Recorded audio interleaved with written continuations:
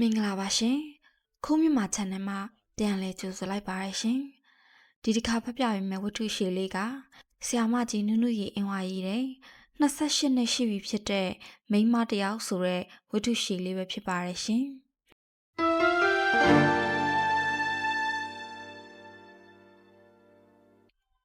1982ခုနှစ်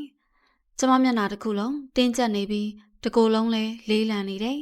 ကျမဘေးမှာအမွှေးနှံတွေအဝတ်အစားအသင်းနှံတွေဟာမူးနောက်ချေစရာကောင်းနေတယောက်တစ်ပေါက်စကားပြောတန်တွေနဲ့စူညံတန်တွေကြားမှာရင်မူးတာရဖို့အကောင်းဆုံးကတော့မြူမာရဲ့ဂီတတန်မြူမာရဲ့ဂီတတန်နဲ့ချစ်သူမျက်နှာကတော့သူတို့သမီးကျမကိုရင်ခုန်ကြည်နူးစေပါတယ်တင်ကြီးရွှေဝါပစိုးရွှေဖလားရောင်စတစ်ကော်လာဖြူတိုက်ပုံအဖြူနဲ့ကိုဟာသူတို့သားပုံထက်အသစ်ဆက်ဆက်တက္ကသိုလ်နီးပြဆရာပေါက်စာလေးပုံပေါင်နေတယ်ကိုနာမှာတစ်ချိန်လုံးရည်ပြီးစကားပြောနေကြတဲ့သူတငယ်ချင်းတွေကလည်းတက္ကသိုလ်ဆရာပေါက်စာကိုက်ပြေဖမ်းထားတာပါပဲကိုဆိုင်ဝနာကိုအေးကျော်ကိုသိန်းထွန်းဖေအလှပြင်ပြီးတဲ့အမျိုးသမီးကကျမကိုစိတ်တိုးနေတယ်မနက်3 နာရီမှစပြီးပြင်ရမယ်လို့တေချာမှထားရတဲ့သားနဲ့ကျမကအိပ်ပျော်နေလို့တဲ့3 နာရီခွဲလို့တအိမ်လုံးကအိယာတွေမှာလိုက်ရှာတော့လဲကျမကိုမတွေ့လို့တဲ့ဘဲတွေ့မလဲကျမကမေကြီးတို့အိမ်မှာသွားအိပ်နေတာပြီးတော့ဆွေမျိုးတွေနဲ့စကားပြောနေတာရဲ့နှစ်အိမ်လုံးမှာအိတ်စရာနေရာရှာပါလုံးလို့လိုက်ရှာနေရတာရဲ့နဲ့ကျမအိပ်ရတာနှစ်ချက်ထိုးနေပြီဥစ္စာကရင်အသေးမှွေရချနောင်းဆောင်းအသစ်နှံတွေဆူရှာနေတယ်မင်္ဂလာဦးအိယာမှာလဲကျမမအိတ်ချင်ပါဘူးမိမိစိတ်တိုင်းကြကျမတို့ရဲ့မင်္ဂလာဦးအိယာခန္ဓာတွေကိုသားသမီးမွေးဖွားတယ်အသက်60ရွယ်ငယ်လင်ငယ်မယားဘာကြီးအေးတို့ကပြင်ဆင်ပေးထားတယ်အပြာနုရောင်အားလုံးလွှမ်းနေတဲ့မင်္ဂလာအိယာခန္ဓာမိမိစိတ်တိုင်းကြဆိုပေမဲ့အယောင်ရွေးတာမှာတော့မိမိသိတဲ့ဘောမကြဘူးမင်္ဂလာရောင်ဆိုတာပန်းရောင်နဲ့ရွှေဖလားရောင်ပဲတဲ့သူတို့ကပန်းရောင်လုပ်ခဲ့တာတဲ့ဟင်းကျမကမကြိုက်ဘူးအပြာနုရောင်ဟာလေအေးမြမင်္ဂလာရှိတဲ့အယောင်ပါပဲလေပင်မော်ထားသန်သမီးရော့တာစတိုးဘေးမှာစိုက်ဖို့ပန်းရောအောက်ကရိုးစင်မှာတွားရီချီစမ်းတယောက်မိမိအတန်တော်အတန်မေကြီးအတန်အားလုံးဟာအရေးတကြီးနိုင်နေကြပြီမျက်စိမိတ်ပြီးမော်ထားတဲ့ကျမလည်းပင်တဖြည်းဖြည်းလေးလာတယ်အားလုံးပြီးလို့မှန်ကြည့်လိုက်ရင်ကျမဘယ်လိုဖြစ်နေမှာလဲသူတို့သမီးဆိုတာအမြင်သာကြည့်လို့ကောင်းပြီးနေရတာကတော့အင်မတန်တင်းကျပ်လေးလံပြီးစိတ်မသက်သာစရာကောင်းပါလားအိမ်ပေါ်ရန်နာဘက်ကညီမလေး2 ယောက်နဲ့သူတို့တငယ်ချင်းတက္ကသိုလ်ကျောင်းသူအုပ်စုရဲ့ပြင်တန်စင်တန်အတော်မတက်နိုင်တဲ့ရီမောတန်တွေကြားရတယ်ကျမပြင်တာစင်တာကိုတကားပေါက်နာကနေငြိမ်ငြိမ်လေးလာရက်ကြည့်နေတဲ့ကိုမမေကျမရဲ့မမေပဲပေါ့နော်ကိုမြင်ရတယ်အရက်ပူပူအသားညူညူမျက်နှာလုံးလုံးတိတိတွယ်တွယ်နဲ့အင်ကြီးနဲ့တာရောင်ပေါ်ဟာဖြူခြုံထားတဲ့ကိုမမေရဲ့မျက်လုံးနဲ့နာရန်ဟာကိုရဲ့မျက်နှာနဲ့နာရန်မင်းညကမြို့မမတီးခင်မှာစိတ်ပတိတခြားခြားစိတ်ပြီးမျက်မှန်ကြီးတဝင်းဝင်းနဲ့မန်တထဲမှာလမ်းလျှောက်နေတဲ့အဖိုးကြီးတယောက်ကိုခလေးသူကဘသူလဲဟင်လို့ကျမကိုမရဲတရမိတဲ့ကိုဖေဖေဟာဘာကိုရှက်ကြောက်အားနာမှမသိတဲ့မျက်နှာနဲ့ပြတင်းပေါင်နာမှာရက်နေတယ်။မင်းညကအဲ့ဒါမြို့မအဆိုတော်ဦးဖူးအန်လေးဖေဖေလို့ကျမပြောလိုက်တော့ကဟင်သူကတချင်းဆိုမှဆိုပြီးအင်မတန်အံ့ဩသွားတဲ့မျက်နှာကိုမြင်အောင်ရင်ကျမရည်ကျင်လာတယ်။ကျမဖေဖေနဲ့ကိုဖေဖေတို့ရဲ့အေးစိတ်ရှက်ကြောက်အားနာစရိုက်တွေဟာတိုက်ဆိုင်စွာသွားပြီးတူနေကြတယ်။ကဲပြီးပလားအင်ကြီးလုံးကြီးမလဲခင်တခါတည်းခြေချင်းဝတ်ထားလိုက်မမေအတန်ကြောင့်ကျမလမ်းဖြတ်သွားပြီးချက်ချင်းပဲဟင်းခြေချင်းပါလို့ဝရမှာလဲမမေကလည်းခြေချင်းကခစ်မှမရှိတော့တာအလားပြင်းတဲ့မန္တလေးသူအမျိုးသမီးငယ်ကပြုံးတုံတုံမျက်နှာနဲ့ကျမရှက်တယ်အိုးဘာခစ်မမီရမှာလဲခြေချင်းဝတ်တာအမြဲတမ်းချက်တည်ရှိတယ်သူတို့သမီးဆိုတာခြေချင်းပါမှပြည့်စုံနေအိုးမဝစ်ချင်ုံမေကြီးကျမကထုံးစံအတိုင်းအားကိုရအမေကြီးကိုတိုင်တည်တယ်နတ်တဖြူကရမတ်တွေမွေးကြိုင်ပြီးရွှေပြီးကော့ကော့လေးပတ်ထားတဲ့မေကြီးမျက်နှာဟာတိတ်ချစ်ဖို့ကောင်းတာပဲကျမကိုအမြဲတမ်းအလိုလိုက်ခဲ့တဲ့မျက်နှာမြည်စိတ်ချမ်းသာဖို့တခုတည်းအတွက်သူ့ရင်ခွင်ထဲကဆွဲထုတ်သွားမဲ့သူကိုယ်တော်ချစ်ခင်ကြည်ပြူနိုင်တဲ့တတ္တိတွေရှိခဲ့တဲ့ကျမရဲ့ဘဝအေးသမီးဦးအိမ်အောင်ပြူတာကိုနှမျောတွန့်တွန့်နေတဲ့မမေကြောင့်ဝမ်းနဲ့စိတ်ကောက်နေတဲ့ကျမကိုမေကြီးမကြည့်ရနိုင်ခဲ့ပါငငယ်တုန်းကလိုပဲမကြည့်ရနိုင်ခဲ့ပါခလေးမွေးချင်မွေးပါစေနဲ့အေးလမ်းလျှောက်လို့ပဲကောင်းမလဲဟုတ်တယ်မမေကတိတ်မကျင်တတ်ဘူးသဘောဆိုပြီးအဝတ်တွေနဲ့အထက်ထက်ရစ်ပတ်ထားတဲ့ခြေချင်းလေးနှစ်ကွင်းကိုပြန်သိမ်းနေတယ်ငငယ်တုန်းကအလူမှာနားဖောက်တယ်လို့ရတယ်လို့ပါပဲလား နှကန်းနီလေးနဲ့ထပ်ဆူလိုက်ရအောင်နော်အလှပြင်းတဲ့အမျိုးသမီးကိုကျမကောင်းမော်ပြီးပါဇက်ဟာပေးလိုက်ရတော့မန်းတက်ထဲမျိုးမစီကတန်တာကန်းတိုင်ဆိုရဲခင်အုံးမြင့်ရဲ့အတန်တတာလေးကိုကြားလိုက်ရတယ်ခဏလေးခဏငငယ်ကလေးကမင်္ဂလာမောင်မယ်တချင်းအစကိုကြက်တီးချမ်းမြေ့ထားပြီးခံစားမြေဆွဲလန်းမြေကျမကသူ့လက်ကိုတွန်းဖယ်လိုက်တာကိုအလှပြင်းတဲ့အမျိုးသမီးကကြောင်ပြီးကြည့်နေတယ်အတာနေစမ်းမှာ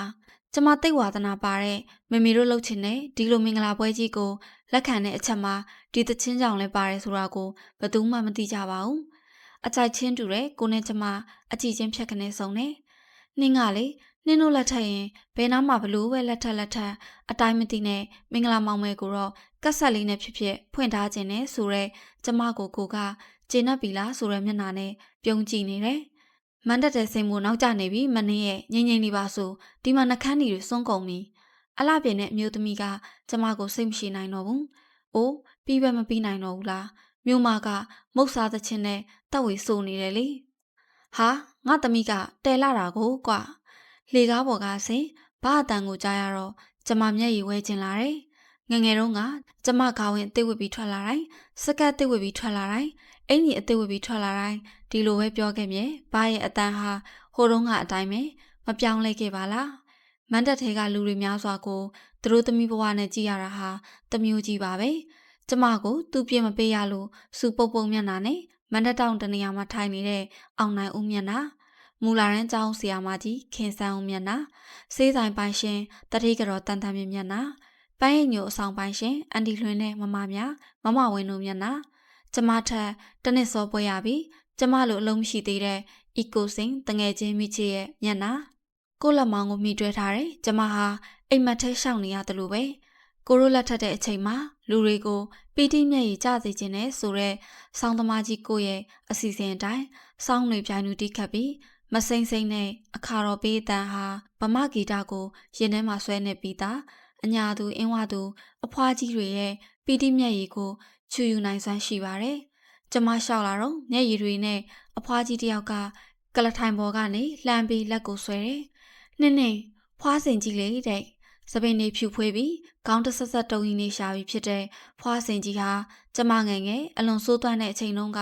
အရက်ထဲမှာမုတ်ဆုံလဲရောင်းတဲ့မုတ်တယ်ကြီးပေါ့သူ့စီကနေတိုင်းမုတ်ပြစ်တလက်မစားရရင်လူးလိမ်ငိုကြွေးတတ်တဲ့ကျမအတွက်အိမ်ကထွက်ကလေးကအကောင်းဆုံးအဖောင်းဆုံးမုတ်ပြစ်တလက်ကိုဈေးပန်းထဲမှာဝှက်ယူလာခဲ့ရှာတဲ့သူပေါ့မေကြီးနာကနေကြည်စမ်းမအောင်ဆိုပြီးမျက်ရည်ကျနေတဲ့ဖွားချစ်စုကတော့ကျမငယ်ငယ်စိုးသွမ်းချိန်မေကြီးနဲ့မုံရွာတန်ပုတ်တွေဖိုးဝင်းတောင်ဖျားသွားဖူးတော့ကကြောဖို့တက်ရတဲ့မေကြီးကြောပေါ်ကနေစိတ်ကောက်ငိုယူမဆုံးတဲ့ကျမကိုကြံရမရစိတ်တူတူနဲ့ကွေးနေအောင်ကပြပြီးအငိုတိတ်စီခဲ့သူပေါ့ကျမတို့အိမ်ကဝါပေါ်ပေါ်နဲ့အကျယ်ကြီးစောက်ထားတဲ့မင်္ဂလာစင်မြင့်ပေါ်မှာဘိုးဘွားမိပါဆွေမျိုးတွေကိုကြော်ပြီးမင်္ဂလာစကားပြောမဲ့ဗိသိက်ဆရာကဗိသိက်ပန်းခရမ်းရောင်လေးတွေနဲ့တပြေပန်းတွေဝေးနေတဲ့ငွေဖလားကြီးတဲ့ကရေထဲမှာကျမတို့နှစ်ယောက်ကိုလက်ထပ်ပေးလိုက်တော့ကျမတို့နှစ်ယောက်လုံးရည်ကျင်နေကြတယ်။ရေထဲမှာခဏနဲ့ထားရတဲ့အချိန်မှာကိုယ့်လက်ကိုကျမဆွဲစိတ်လိုက်တယ်။ကိုယ့်တိုက်ပုံအင်ကြီးလက်ဖြားရောကျမစာအင်ကြီးလက်ဖြားရောရေတွေနဲ့ရွှဲဆိုလို့ကျမငယ်ငယ်ကလေးကအင်မတန်ကြိုက်တယ်။မန္တလေးအောင်ကိတ်မုတ်တိုက်ကမုတ်တွေချထားတဲ့စပွဲတွေကိုလှမ်းကြည့်ရင်ကိုက်လိုက်ရင်ဖောက်ခနဲမြည်တဲ့မုံလုံး၅လုံးလောက်ကိုစားချင်စိတ်ကလည်းရင်းထဲမှာဖြစ်လို့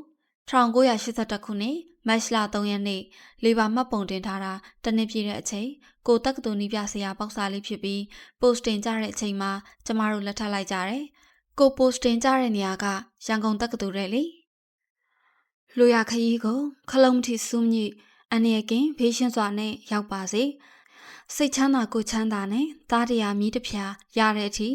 ဒီလင်ဒီမယာအိုအောင်မင်းအောင်ပေါင်ရပါစေ။တနင်္ဂနွေသားနဲ့စနေသမီးလေးကိုအစအရာဘေးရန်ကင်းရှင်းအောင်တမတီဝနှကောင်းနှမျက်များကစောက်ရှောက်တော်မူကြပါစနေသမီးလေးလည်းအလုံးမမြန်ရအောင်မတော်မူလိုက်ကြပါစူညံပျော်ရွှင်ရီမောခဲ့ကြတယ်မနေ့ကနဲ့ဘာမှမဆိုင်သလိုငြိမ်သက်တဲ့စိတ်၆ကပ်နေတဲ့ကျမတို့အိမ်ထဲမှာပါနဲ့မေကြီးနဲ့မိမိရဲ့စုပေးတံပဲလွှမ်းခြုံနေတယ်ဘလို့မှထိမ့်မရအောင်မျက်စိမျက်နှာပြက်နေတဲ့ဖေဖေကအတန်မထွက်ပဲတူတူလေးစုပေးနေတယ်မနေ့ကတင့်လွင်တောက်ပနေခဲ့တဲ့အပြာနုရောင်မင်္ဂလာခန်းကိုမြင်လို့မရတော့ပါမင်္ဂလာကတင်ကဝေလာကားစားအတိုင်းလိုစက်ကူဘတ်တွေနဲ့မြူးဖို့ခန်းတောင်းတနေရာမှာ စင်ပြမင်္ဂလာမှုရာကပစိုးဟောင်းတွေနဲ့ထုတ်ပြီးထုတ်တန်းပေါ်မှာတက်ထရွန်ပြနုရောင်ခေါင်းအုံးလေးလုံးကခေါင်းတွေထဲတဲ့ကျွန်းတစ်တာထဲမှာတရုတ်ကွန်ကတ်ဆောင်အပြပွင့်ကြီးတွေနဲ့ချက်နောင်တရုတ်အရခင်အပြနုရောင်တို့ကဘီယိုထဲမှာလက်ဖွဲ့ပစ္စည်းတွေကကြောင်ရဲတစ်တလုံးထဲမှာတော့ခတ်သိမ်းဆဲလို့အိမ်ရှိမှာကျမယူသွားမယ့်ပစ္စည်းတွေကတန်တစ်တာတစ်လုံးအိယာလိတ်တစ်လိတ်ဆွဲချင်းတစ်လုံးအားလုံးဟာကျမကြောင်းသွားတော့ကပစ္စည်းလေးတွေပေါ့ဒါပေမဲ့ဆွဲချင်းထဲမှာပါရာတွေကတော့ဝတ်သားကြော်ပလင်တရသီးစီစိန်ပလင်ခရမ်းကျင်သီးကြော်ပလင်မုတ်ပလင်တို့မဟုတ်တော့ပါဘူးမလို့လေဧည့်သည်လာရင်သုံးဖို့လက်ဖက်ရည်အချိုးပကံဆုံးကြက်တစ်တာလေလက်ဖက်ရည်အချိုးပကံဆုံးတွေလက်ဖွဲ့အများကြီးရတယ်လေတခုတဘူးတစ်လုံးရေနွေးပကံလုံးလေးတွေအချီဘူးထမင်းချိုင်းတစ်ချိုင်ရေဘူးဇွန်းနှချောင်းလက်တုပ်ဘဝတစ်ထည်တို့ပါတယ်ဒီပစ္စည်းလေးများနဲ့ကျမချစ်သူနောက်ကိုလိုက်ဖို့အဆင်သင့်ဖြစ်နေပါပြီရန်ကုန်မှာကျမတို့နှစ်ယောက်အတွက်နေစရာကပြောတာပြောထားတာတိတ်မသေးကြဘူးလေသေးကြပြီဆိုမှအိမ်အောင်တစ်ခုအတွက်လိုအပ်တဲ့ပစ္စည်းတွေပြန်တည်ရမှာခုလောလောဆယ်မှာတော့ကျမတို့နှစ်ယောက်မှာထမင်းချက်စရာမျိုးကြောင့်ပစ္စည်းလဲတစ်ခုမှမပါပါဘော်ရီကုံဆောင်မှာထားတဲ့ကိုအဝတ်အစားတစ်တာအိယာလိတ်နဲ့စာအုပ်တစ်တာရဲ့ကိုဆောင်လေးရဲ့ကိုမန္တလေးမှာဝင်ယူရမယ်ကျမရဲ့စလင်ဘတ်အနက်လေးထဲမှာငွေ2000ကျော်ပါတယ်တားရဲ့မောင်မျိုးနိုင်နှင်းနှင်းကိုမင်းမပါပဲဘဲမှမသွားစေနဲ့နော်တမီးကလည်းတယောက်တည်းဘဲမှမသွားနဲ့မန္တလေးအင်းဝမဟုတ်ဘူးသိလားအိမ်မနေတော့ကျောင်းကမောင်မျိုးနိုင်ကအခေါ်လက်လိုက်တာပါလို့လာခေါ်လဲလိုက်မသွားနဲ့ဟိုနားမှာစောင့်နေတယ်ဆိုလဲမလိုက်နဲ့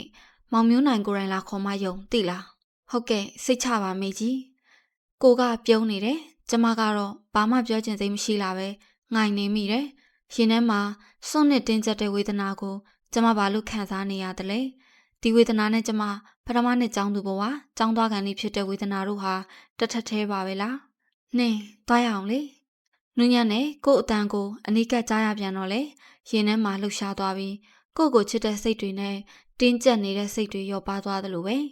ကိုနဲ့ကျမအတီဆောက်ချင်ဆုံးနှစ်ယောက်ကဘာလေးစီကိုကျမတို့သွားရတော့မှလေဒါကိုကျမတိတ်မျောလင်းခဲ့တာမဟုတ်လားတိတ်ပျော်ရွှင်ခြင်းခဲ့တာမဟုတ်လားမမနဲ့ရော့ငါလက်ဆောင်ကျမရဲ့အငယ်ဆုံးမောင်လေးလူပြိုပေါက်လေးရဲ့လက်ဆောင်ကျမနဲ့တက်တဲ့ရောင်စုံလက်ကင်ဝါလက်လာလေးတွေတိတ်ဝမ်းနေစရာကောင်းတာပဲမန္တလေးဘူရာကြရင်ကျောင်းကနေညီမလေးနှစ်ယောက်လာပြီးနှုတ်ဆက်ကြအောင်မယ်မင်းမမနင်းကမင်းလက်ကင်ဝါတွေကိုဖျောက်ပစ်အောင်ပါပါကွာသူ့လက်ထဲကိုပစ္စည်းသုံးခုထည့်ပြီးလို့ရှိရင်တခုကိုချပစ်ခဲ့ရောလက်ကင်ဝါပဲအမြဲတမ်းချတယ်ငါပေးတဲ့လက်ကင်ဝါလေးဆိုတခုမှမရှိတော့ဘူးကိုကကျမတို့မောင်နှမနှစ်ယောက်ရဲ့ဝမ်းနဲ့စိတ်တွေကိုဖြေလျှော့ဖို့ကြိုးစားတယ်မောင်လေးကရည်ပြီးဟုတ်တယ်မမနင်းကတဲ့ကျမကတူတူလေးပြောလိုက်တယ်မောင်လေးလက်ခိုင်မွားကိုငါမကိုင်းမင်းသိမ်းထားမှာပေါ့ကဲလာသွားကြရအောင်မန္တလေးကြပစ္စည်းတွေပါတွေဝင်ယူရအောင်မှာနဲ့ကလေးတွေနေမြင့်နေမယ်စိတ်ပူစိတ်လောတက်တဲ့ဘာကပစ္စည်းတွေကိုခေါ်ထားတဲ့ရထားပေါ်တင်ခိုင်းတယ်သူ့လက်ဆွဲတော်စပိန်ကြီးကိုကြပြကြရတွန်းထုတ်လာတယ်ဖေဖေကကွဲစရာပါတဲ့ဆွဲချင်းကိုစပိန်ကယ်ရီယာပေါ်မှာတင်တယ်ပြီးတော့ရထားနောက်ကနေစပိန်နှင်းပြီးရေစိတ်ကိုလိုက်သွားတော့တယ်ဘာမေကြီးမေမေမောင်လေးတော်နဲ့ကျမတို့ရဲ့ဘာတို့ကရိုးစိတ်ကိုလမ်းလျှောက်သွားခဲ့ကြတယ်ဘသူမှမသိအောင်ကျမအိမ်နဲ့အိမ်ကိုလှည့်ကြည့်နှုတ်ဆက်လိုက်တယ်အိမ်နဲ့အိမ်ငါကြောင်းသွားတော့ငါလို့တပတ်နေရင်ပြန်လာခဲ့မယ်လို့ငါနှုတ်ဆက်လို့မရတော့ဘူးအနည်းဆုံးကတက်လာတော့နေရမှာသားတို့တကြံတွင်းကြောင်းပိတ်မယ်မဟုတ်လားမေကြီးကကိုမေးပြန်တယ်ကိုကအာနာတယ်လို့ပြောရင်အေဘီကြောင်းပိတ်ရမှာတောင်တွင်းကမိဘတွေကကျွန်တော်တို့အတွက်မင်္ဂလာဆွန်ကျွေးခြင်းတည်တဲ့မေကြီးအဲ့ဒါအော်ဟုတ်တာပေါ့သွားလိုက်ကြလေမေကြီးမျက်နှာညှိုးသွားတာကျမမြင်လိုက်ပါတယ်ကျမတွဲထားတဲ့မေကြီးလက်တွေချွေးစေးတွေနဲ့ဆူဆွတ်အေးဆက်နေကြတယ်ရေစိတ်ရောက်တော့ကျမတို့ပစ္စည်းတွေငှက်ပေါ်တင်ပြီးနေပြီကဲငါသမီးသွားတော့လင်းလင်းမမနေနော်ပါကကျမကောင်းကိုကင်ပြီးသူ့နဖူးနဲ့တိုက်ပြီးနှုတ်ဆက်တဲ့အချိန်မှာမေကြီးမျက်နှာပေါ်ကမျက်ရည်တွေကိုကျမမြင်လိုက်တယ်သမီးသွားတော့မယ်ငိုချင်စားပြူလာတဲ့ကျမကမေကြီးလက်ကိုစက်ခနဲဖြုတ်ပစ်ခဲ့ပြီးငှက်ပေါ်တက်ခဲ့တယ်ကိုကကျမလက်ဖျားတွေကိုလှမ်းဆုပ်ထားတယ်မေမေနဲ့မောင်လေးပြီးတော့တော်ပြီးတော့ဖေဖေကသူ့စပိန်ကြီးကိုမိပြီးအဝေးကိုငင်းနေခဲ့တယ်ကျမတို့စီကိုမကြည့်ခဲ့ပါညရောက်ရင်သူတို့အားလုံးညအမြန်ရထားပေါ်ကကျမတို့ကိုတတိယနေကြလိမ့်မယ်ရထားပေါ်မှာကျမကချစ်သူပခုံးပေါ်မှာမိတွေ့အိပ်ပျော်နေတဲ့အချိန်မှာမေကြီးတယောက်ကျမနဲ့အတူအိပ်နေကြအဲ့ရလေးမှာဘလို့နေရှာမလဲမေကြီးရေပြန်တော့လေသမီးကိုရက်ကြည့်မနေပါနဲ့တော့ငှက်မထွက်ခင်လေးမှာမေကြီးစီကိုကျမလှမ်းကြည့်တယ် ။အိုးမေကြီးရဲ့ရှန်သားအင်ကြီးအဖြူရှိအိတ်ထောင်လေးထဲမှာကျမရဲ့လိုင်စင်ဓာတ်ပုံလေးပြန်ရောက်နေပါဘကောလား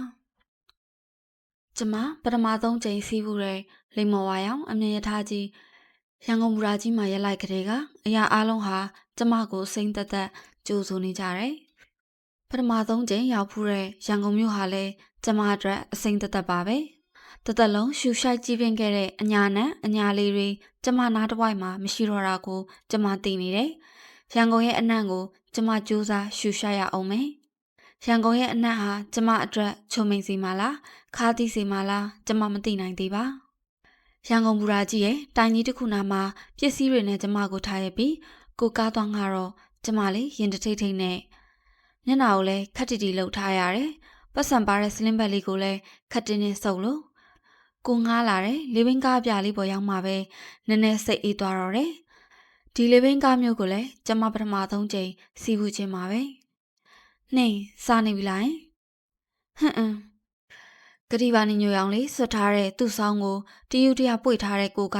ကျမလက်ဖျားတွေကိုလှမ်းဆုပ်တယ်။ကိုနဲ့ကျမတယောက်မျက်နှာတယောက်ကြည့်ပြီးပြုံးမိကြတယ်။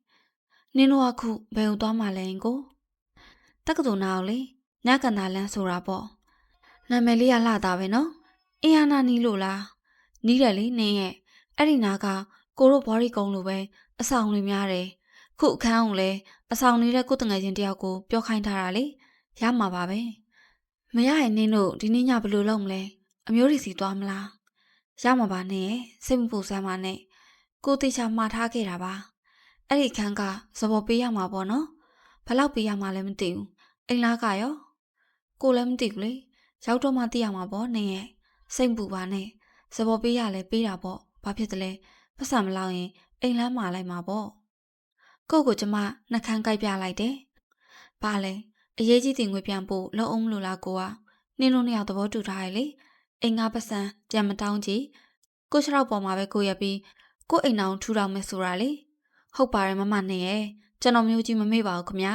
ဒါပေမဲ့ကျွန်တော်မမေကအငယ်ဆုံးသားကျွန်တော်ကိုငွေလိုရင်စိတ်ဆင်းရဲမခံနဲ့တန်ကြိုးရိုက်ငါသားလို့မှားထားလို့ပါခမမမကြိုက်ရင်လည်းကျွန်တော်မမှာတော့ပါဘူးကျင်းနေပြီလားခမကိုနော်သွားကျမကကိုလက်မောင်ဆွဲစိတ်လိုက်တယ်နှင်းလို့ရရင်အားလုံးစင်ပြေသွားမှာပါနှင်းကိုအလုံးမမြန်ရအောင်ရှာပြီးတော့ကိုအေးပါနဲ့ရှာပြီးမှာပေါ့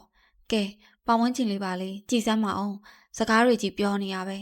ဟိုမှာမြမအတန်လေဒီဘက်မှာလိတ်ခုံတက္ကမတွေကိုလိုက်ပြတဲ့ဖုန်းကြီးလေတန်နဲ့မလုံနဲ့ကွာကားသမားကြီးကိုရှက်ပါတယ်နှင်းနော်ကိုကစုပ်ထားတဲ့ကျမလက်တွေကိုအတင်းပြညတ်ထားတဲ့မျက်မှန်အောက်ကမျက်လုံးတွေကတော့ပျော်ရွှင်ကြီးမော်လို့ကျောင်းသားရောက်တော့မယ်နင်းညံသားပဲနော်ကားကဘလောက်ပေးရမလဲကိုရှစ်ချက်ဈေးကြီးတာပေါ့နော်တက်စီကိုနေရဲ့ဘတ်စကားဆိုရင်တော့ဈေးချိုတာပေါ့ရန်ကုန်ဘတ်စကားတွေကဘယ်စီစီတယောက်ပြား30ပဲဟုတ်လားဒါပေမဲ့လူတွေကအရန်ကြက်တာပဲဟိုမှာကြည့်ပါလားနှင်းတို့စပိန်လေးယူလာလို့ရရင်တိတ်ကောင်းမှာပဲရန်ကုန်မှာစပိန်မစီးကြဘူးနေရဲ့ကားတွေတလောက်များတဲ့ထဲဘယ်စီးလို့ရမှာလဲကားတွေကိုကြည့်ရတာမူးကျင်စရာကောင်းတယ်နှင်းဒါလှဲရန်လေဒီမီးပွိုင်းကနေဟိုဘက်ကိုသွားတဲ့လမ်းမကြီးကအင်းစိန်လမ်းမကြီးဒီဘက်ကိုတို့သွားမယ့်လမ်းကပြည်လမ်းအရှိတ်ဘက်တက်သွားတဲ့လမ်းမကြီးကကုတ်ခိုင်းလမ်းမပေါ့ဟိုမှာကျောင်းဝင်းကိုမြင်ရတယ်လေကိုတို့ဌာနကိုတော့မြင်ရတယ်ဟမ်ဘလို့ကြီးမှလည်းမသိဘူးကျမစိတ်ထဲမှာရန်ကုန်တက္ကသိုလ်ရဲ့တွေးဆဦးအရာသာကိုမနစ်ချိုင်နိုင်ပါရထားလေးနဲ့သွားခဲ့ရတဲ့မန္တလေးတက္ကသိုလ်ရဲ့တွေးဆဦးလို့ကျမရင်ကိုမခုံစေပါအုပ်ဆိုင်ညုံမိုင်းစိတ်ဆူနေတာလေးတခုကတော့လွမ်းစရာကောင်းတာပဲဟိုမှာအင်းရကံပေါင်းလေကိုကလက်ညှိုးထိုးပြတဲ့နာမည်ကျော်အင်းရကိုကျမငဲကြည့်နေမိချိန်မှာပဲကားလေးကအနောက်ဘက်လမ်းသွယ်လေးတစ်ခုတည်းကိုချိုးဝင်လိုက်တယ်ညကန်သားကနာမည်လာပေမဲ့လမ်းကတိတ်ဆိုးတာပါပဲလားလမ်းထဲကိုကားလေးတလူလူတလင်းလေးနဲ့တော်တော်ဝင်ပြီးမှကိုကရက်ခိုင်းနေလမ်းထိပ်စားကတွေ့ခဲ့ရတဲ့တစ်ထပ်တိုင်နှစ်ထပ်တိုင်လှလှလေးတွေမဟုတ်တော့ပါခေါင်မိုးပြန့်ပြန့်ကြီးတွေနဲ့ရန်ကုန်ပုံစံတတအိမ်ဒဏီမိုးအိမ်ကြီးတွေအုံးပင်တွေနဲ့အုပ်ဆိုင်လိုကြီးအော်တန်တွေကလည်းစုညံနေတာပဲတော်သေးတယ်ကျမတို့ကားပေါ်ကဆင်းလာတာနဲ့အိမ်ကြီးတအိမ်တွေကကြောင်းသွားဖို့ထွက်လာတယ်ကိုမိတ်ဆွေနဲ့သွားတွေ့ပြီလို့ဟေးကိုမျိုးနိုင်ကျွန်တော်မျှော်နေတာဗျကျွန်တော်ချမ်းမာရီမှာရသွားပြီဒီညနေပြောင်းတော့မလို့ဟာဟုတ်လား ကျွန်တော်တို့အခန်းကိစ္စလေးရောကိုမိတ်ဆွေကပြသွားတဲ့ကိုကိုကြည့်ပြီးရည်တယ်ကျွန်တော်ပြောထားပါတယ်ဗျာအရင်ကျွန်တော်ပြောထားတဲ့အခန်းတော့မရဘူးအဲ့ဒီအခန်းကိုအဆောင်မရတဲ့ចောင်းသားလေးနှစ်ယောက်ကိုငှားလိုက်လို့အခုကခမရတို့အတွက်ပိုတော့အဆင်ပြေမှထင်တယ်ဗျအဲ့ဒီအိမ်ဝင်ထဲမှာရှိတဲ့အိမ်လေးတစ်လုံးကိုကျွန်တော်ပြောတာနဲ့အားလုံးပြန်ပြေပြီးငှားမယ်တဲ့ဗျ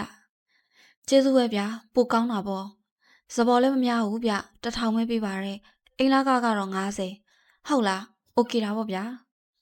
ကျမတို့ပစ္စည်းလေးတွေကိုကိုရမိတ်ဆွေရဲ့အဆောင်ဝင်းထဲခဏထားပြီးကျမတို့နေရမယ့်အင်္ဂလိပ်ကိုကြည့်ဖို့လာခဲ့တော့ကျမရောကိုရောပျော်နေတယ်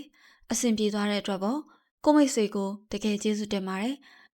်အိမ်ကလည်းပတ်စံပြန်တောင်းစရာမလိုတော့ဘူးလေအရာရာကိုစိတ်ကူးမျက်စိနဲ့ပုံဖော်ကြည့်တတ်တဲ့အကျင့်နဲ့အညာသူကျမဟာကျမတို့နေရမယ့်အင်္ဂလိပ်ကိုစိတ်ကူးထဲမှာကြိုတင်ပုံဖော်နေတယ်အိတ်ခမ်းကလေးအိတ်ခမ်းကလေးမိဖို့ခမ်းကလေးဖက်နှက်ချွတ်ကလေးမြေဖို့ရှိရင်ဖက်နှက်ချွတ်ကလေးမှာပန်းအိုးလေးတွေစိုက်ထားလို့ရတယ်အိမ်လေးကမြေစိုက်ပဲလားလေကားလေး3တင်းနဲ့တက်ရတဲ့အမြင့်အိမ်မျိုးလေးလားလာကိုမျိုးနိုင်အိမ်ရှိကအိမ်ရှင်အိမ်လေးဒီဘက်ကအခန်းတွေကအရင်ပြောထားတဲ့အခန်းတွေပေါ့ခမရတို့အိမ်လေးကနောက်မှာဒေါ်လေးရေဒီမှာကျွန်တော်ပြောထားတာလေကိုမိတ်ဆွေရဲ့အိမ်ရှင်တော်ကြီးရဲ့ကကျမနဲ့ကိုရှင်ဆောက်ထားတဲ့အိမ်နဲ့အိမ်ကြားကနေနောက်ထဲကိုခေါ်သွားတယ်နောက်ထဲမှာခြံကတော့တော်တော်ကျဲသားပဲဟင်ဟိုမှာကျမတို့နေရမယ်ကိုမျိုးနိုင်ဒါပဲဗျဒီကဆရာပြောတာနဲ့လေသမီးတို့လည်းအဆင်ပြေသွားအောင်အန်တီအားလုံးပြန်ထားတယ်ကိုနဲ့ကျမတယောက်မျက်နှာတယောက်ကြည့်မိကြတယ်ကျမတို့နေရမယ့်အင်္ဂလိပ်ဆိုတာဟာထရန်အတစ်ချက်ချွတ်တဏီမို့မတစ်ချက်ချွတ်နဲ့ပရင်းပေါက်ကလေးတစ်ပေါက်ပဲရှိတဲ့12ပေပတ်လဲမြေဆိုင်တဲကလေးတစ်လုံးပါပဲအထဲဝင်ကြည့်ကြအောင်လေနှစ်ယောက်တည်းကတော့နေလောက်ပါတယ်ဒီနေရာကဆရာအတွက်လည်းကြောင်းနေနေတော့အိမ်လာကားတို့သဘောတို့ကလည်းဈေးချိုပါတယ်အိမ်ရှင်တော်ကြီးကတဲလေးရဲ့တစ်ချက်သေးသောတကားလေးကိုတောက်ဖွင့်ပေးတယ်အထဲကိုကြည့်ပါဦးအိတ်ဆရာနေရာဖြစ်ခစားလောင်းမြင့်နဲ့ကျန်းစင်တစ်စင်ရိုက်ထားတယ်6ပေလောက်ကျဲပါတယ်ကျန်းစင်ဘေးမှာစပွဲကုံအဟောင်းကြီးတစ်လုံးချထားတယ်အထဲမှာကြည့်စရာဆိုလို့ဒါပါပဲအောက်ကလည်းမြေစာတွေပွာရောင်းနေတဲ့မြေကြီးတွေကျန်းစင်ကအတစ်ချက်ကျော်ဝစိမ့်နတ်ဟာကျမကိုမျက်ရည်ဝဲချင်လာစေပါတယ်ဖေဖေတို့ဝါးဖောင်တွေပေါ်ကဖောင်တဲလေးတွေရဲ့အနံ့မျက်စိမျက်နှာပြက်နေတဲ့ကိုကကျမကိုတစ်ချိန်လုံးလိုက်ကြည့်နေခဲ့တယ်ကိုရဲ့နှင်းပါပြောရမလဲအိမ်ရှင်တော်ကြီးကကျန်းစင်ပေါ်တက်ပြီးကျန်းစင်ခေါင်းရင်းထရံကကျမပြတင်းပါလို့ထင်ခဲ့တဲ့ကဲလာတကားလေးကိုဒုတ်ကလေးနဲ့ထောက်ဖွင့်လိုက်တော့မှောင်ရီတဲလေးလင်းသွားတယ်ကျန်းစင်ကအစိမ်းရင်အောင်ဝချမ်းလေးတွေကိုထင်းထင်းရှားရှားမြင်ရတယ်ရန်ကုန်တက္ကသိုလ်နဲ့အလွန်နီးကပ်တဲ့ခြံဝင်းတစ်ခုထဲမှာလေတော်တဲ့ကတဲကလေးတစ်လုံးလိုမျိုးတကယ်ရှိပါတယ်။ဝမ်းနေရကကျမပြုံးကျင်လာတယ်။ဒီလိုပဲပေါ့ကွယ်။အလှည့်ပြောင်းလေးတစ်ခုရဲ့အစားဆိုတော့နည်းနည်းတော့စိတ်ညစ်စရာကောင်းရင်ကောင်းမှာပေါ့နော်။ဘာပဲဖြစ်ဖြစ်ဒီနေရာလေးဟာကိုနဲ့နင်းတို့ရဲ့လွတ်လပ်တဲ့နှစ်ယောက်ကဘာလေးပါ။ငိုင်နေတဲ့ချစ်သူကိုကျမပြုံးပြလိုက်တယ်။အိမ်လေးကကောင်းပါတယ်။နင်းတို့နေမယ်လေကို။နည်းနည်းကျင်းသလားလို့နှင်းအတွက်ကိုမျိုးနိုင်ကလည်းနှစ်ယောက်တည်းပဲမကျင်းပါဘူးဗျာခုလောလောဆယ်တော့ဒါကောင်းပါတယ်ဗျကျောင်းနဲ့လည်းနီးတယ်နောက်မှကြကြဝန်းလေးရှာချင်းရှာပေါ့အိတ်ခမ်းရှာတာမလွယ်ဘူးနော်ခမဈေးတွေကလည်းတိတ်ကြီးတာအေးဗျာကိုမြင်းနိုင်ရှာပါဦးကျမကိုသိချကြည့်ရင်ခဏပေါ်တော့နင်းလို့တောင်းပန်တယ်လို့ပြောတယ်ကျမပြုံးရပြန်တယ်အင်းမကိုရဲ့ခဏမဟုတ်ပဲတော်တော်ကြာလေးနေရတော့ကောဘာဖြစ်တယ်လဲနှင်းပေးမှာကိုရှိရဲ့လေအရာရာကိုနှင်းရင်ဆိုင်ရရမှာပေါ့ကွယ်ရန်ကုန်မြို့ရဲ့နာမည်ကျော်အင်းအားခံနီအလွန်နာမည်လှတဲ့လမ်းကလေးတွေကတခုသောခြံဝင်းတွင်မှရှိတယ်။တနေ့မို့ထရန်ကကဲလာလေးနဲ့တက်ကလေးတစ်လုံးနဲ့မှရန်ကုန်တက္ကသိုလ်နီးပြဆရာလေးမျိုးနိုင်နဲ့ဘွဲရအလုံးလက်မဲမလေးနင်းနင်းဦးတို့ရဲ့အိမ်အောင်ဘွားလေးကိုအာတင်မွေးလို့စတင်ကြမယ်လေ။အင်္ဂလိပ်တဲကတဲကလေးကိုတဲလို့မခေါ်ပဲအင်္ဂလိပ်လို့ခေါ်ကြည့်ဆိုပြီးကျမတို့နှစ်ယောက်သဘောတူထားလိုက်ကြပါပြီ။ကျန်းစင်ပေါ်မှာတယောက်အိမ်မွေရနှစ်ခုဆက်နဲ့အယောင်မတူတဲ့ခေါင်းအုံးလေးနှလုံးရှိတယ်။ခေါင်းဖုံးအပြာရောင်လေးတွေကတော့မေကြီးတစ်စုံထည့်ပေးလိုက်တဲ့အတွက်စင်တူပါတယ်။ဆောင်းလေးတွေကလည်းအယောင်မတူတဲ့ကျောင်းလုံးကအညာဆောင်းလေးတွေ။ခြံအောင်ကိုတော့အိမ်မှာရှိတဲ့နှစ်ယောက်အိတ်ခြံအောင်တစ်လုံးမေကြီးထည့်ပေးလိုက်တဲ့အတွက်အဆင်ပြေပါတယ်။ကျန်းစင်ဘေးကဇပွဲအုပ်ကြီးပေါ်မှာကျမအရေးပေါ်ဝဲယူလိုက်တဲ့ပလတ်စတစ်ဇပွဲကင်းနုနှစ်ယောင်လေးကိုခင်းပြီးကို့ဆောင်လေးကိုတင်ထားတယ်။နီညိုကရွှေရောင်ဆောင်လေးနဲ့လိုက်အောင်ဇပွဲကင်းနုနှစ်ယောင်ကိုကျမရှာလိုက်ရတာ။ဆောင်းလေးဘေးတစ်ဖက်တစ်ချက်မှာဖះကိုယူမန်းနဲ့ပန်းအိုးဆိုလဲဟုတ်စိတ်ကြည်နူးချမ်းမွေ့ စိတ်ကြည်နူးချမ်းမြေ့ပွဲရာဆိုလဲဟုတ်တဲ့ဖန်ပန်းအိုးဖြူရောင်လေးရဲ့ပူပူဝိုင်းဝိုင်းပြောင်ချောချောရေမအေးတဲ့ရန်ကုန်တောက်ရီအိုးလေးရဲ့ရှိတယ်ကျမကြောင်းလုံးကကြည့်တယ်ထောက်မှန်ဝိုင်းလေးကိုလည်းထောက်ထားတယ်ပြီးတော့မှန်လေးပေးနာမှာပလတ်စတစ်ပြီးတိုးဘက်ဘဝတစ်ခုဂရမ်ဘတ်ဘူးတစ်ခုအာချီဘူးတစ်ခုနှကန်းနီတစ်ဘူးတို့ကိုထည့်ထားတယ်ကျောင်းလုံးကကိုလက်ဆောင်ဘော်ဒီကုံထွက်ချိန်ချင်းလှလှသေးသေးလေးရှိသေးတယ်လက်ဆွဲချင်းတွေကတနခါလုံးတွေထွက်လာပြီးကြောက်ပြင်မတွေ့တော့ကြောက်ပြင်မေးခဲ့ပြီလို့ကျမထင်တော့အဝိတ္တတာအောက်ဆုံးကနေကျောင်းလုံးကကြောက်ပြင်သေးသေးလေးထွက်လာတယ်ကိုကရီပြီးနင်းနေဦးရဲ့မိကြီးပါတယ်နော်တဲ့ကျမကမျက်ရည်ဝဲခြင်းနဲ့ကျမတို့ရဲ့အဝတ်အစားတက်တာနှလုံးကိုအဲ့ရချရင်ထရမှာကတ်ထားလိုက်လို့ရပါမယ်စာအုပ်တက်တာထားဖို့ကြတော့ပြဿနာတက်ရောအဲ့ရပြီးမှထားခြင်းပဲမဲ့နေရာကမဆန့်ဘူးစပွဲကိုကြီးအောက်ထားဖို့လဲမတွေးဝွန်စရာမြေကြီးဆူဆူတွေထဲမှာခြာရီသိရှိမှာပေါ့နော်နောက်ဆုံးကြတော့ကိုအဝတ်စားတက်တာကိုဖယ်ပြီးစာအုပ်တက်တာပြန်တင်ရတာပေါ့ဒီမြတာပဲရှိတဲ့ပစ္စည်းပရိဘောဂလေးတွေနဲ့ပြင်ဆင်ထားတဲ့ကျမတို့ရဲ့အိမ်ကလေးဟာကျမမျက်စိထဲမှာချစ်စရာကောင်းနေတဲ့အပြင်ကိုယ်ဆောင်လေးနဲ့ပန်းဦးလေးကြောင့်လည်းပိုပြီးကြက်တည်ရှိနေတယ်လို့ပါပဲမနက်အရာနို့လို့ကဲလာတကားလေးဖွင့်လိုက်တာနဲ့အင်္ဂလိပ်ရုပ်တရက်လင်းသွားတတ်ပြီးပန်းနှပွင့်ပုံပကြီးကားလေးတစ်ချက်ကိုလည်းအမြဲကြည့်ရတတ်ပါတယ်အင်္ဂလိပ်ကောင်းရင်မှာပန်းချင်ပေါက်ပင်လေးတွေရှိတယ်ပန်းရဲ့ရောင်ပန်းချင်ပေါက်လေးနှစ်ပွင့်ဟာကဲလာတကားနဲ့တက်တဲ့နေရာမှာပွင့်နေတယ်ပန်းနှပွင့်ပကြီးကားလေးကိုကြည့်ပြီးတာနဲ့ကျမကအင်္ဂလိပ်ခြေမှာရှိတဲ့ထရံရီချူကန်းမှာရေသွားချိုတယ်စီပိုင်းကဈေးကြီးရဲ့အတွက်တစ်သားစီတစ်လုံးဝယ်လိုက်တယ်ရေကတော့ရေတထန်းတစ်မှတ်နဲ့ဝယ်လို့ရတယ်ဒီနားတစ်ဝိုက်မှာဘသူမှရေဝယ်မချိုးကြပဲရက်ွက်တနေရကကန့်တက်ပါလို့ဝါနေတဲ့ရေတွင်းကြီးတွင်းကရေဝါတွေကိုပဲချိုးကြတယ်လေကျမမှာအဲ့လောက်တော့တတိမရှိသေးပါတစ်သားစီတိုးလေးတွေကလောင်ရည်တွေကိုချွချွတတာချိုးရင်အညာအိမ်ရည်တွင်းနဲ့ကြီးတဲ့ကအေးစိမ့်လက်ဆက်တဲ့ရည်တွေကိုတတိယနဲ့မိတက်တာကိုတော့မသိစေချင်ပါဘူးရေချိုးပြီးကျမတနခါလိမ့်နေစင်မှာကိုကတချင်းတဲ့အေးအေးနဲ့မျက်နာသိရင်လက်ဖက်ရည်စားလာပြီးနှင်းရဲ့လို့ခလေးလိုအော်တတ်တယ်ရေကြောက်တဲ့ကိုကအပြင်းထူပြီးမနက်ကိုရေပဲတော့မှမချိုးပါကျမဝေစားလဲပြီးရနဲ့ကျမလှုပ်ချင်ဆုံးဝေတရားတစ်ခုဖြစ်တဲ့ကိုအင်ဂျီနဲ့လုံကြီးတိုက်ပုံထုတ်ပေးရတဲ့အလုပ်ကိုလုပ်တယ်ကျဲသီးတက်ပေးတဲ့စင်နဲ့တိုက်ပုံအင်ကြီးအစင်သင့်ကင်မိထားတဲ့အစင်ကိုတော့ကျမမလုပ်ချင်လို့မလုပ်ပါကော်လန်ခောက်နေတယ်တိုက်ပုံဆောင်းနေရဆိုတာမျိုးနဲ့ဆရာလို့ရင်တော့ကိုကနှင်းလုပ်ပြီးပေါ့ဆိုပြီးအယူခံခြင်းနဲ့မျက်မှန်ချွတ်ထားတဲ့ကိုမျက်နာနဲ့နေသားမကြသေးရဲ့ကျမမျက်မှန်မြန်မြန်တက်ကွာလို့ပြောရင်ကျမကိုယ်တိုင်မျက်မှန်တက်ပေးရင်တော့ကိုကကျမနှစ်ဖူးကိုနမ်းဆိုင်မြေ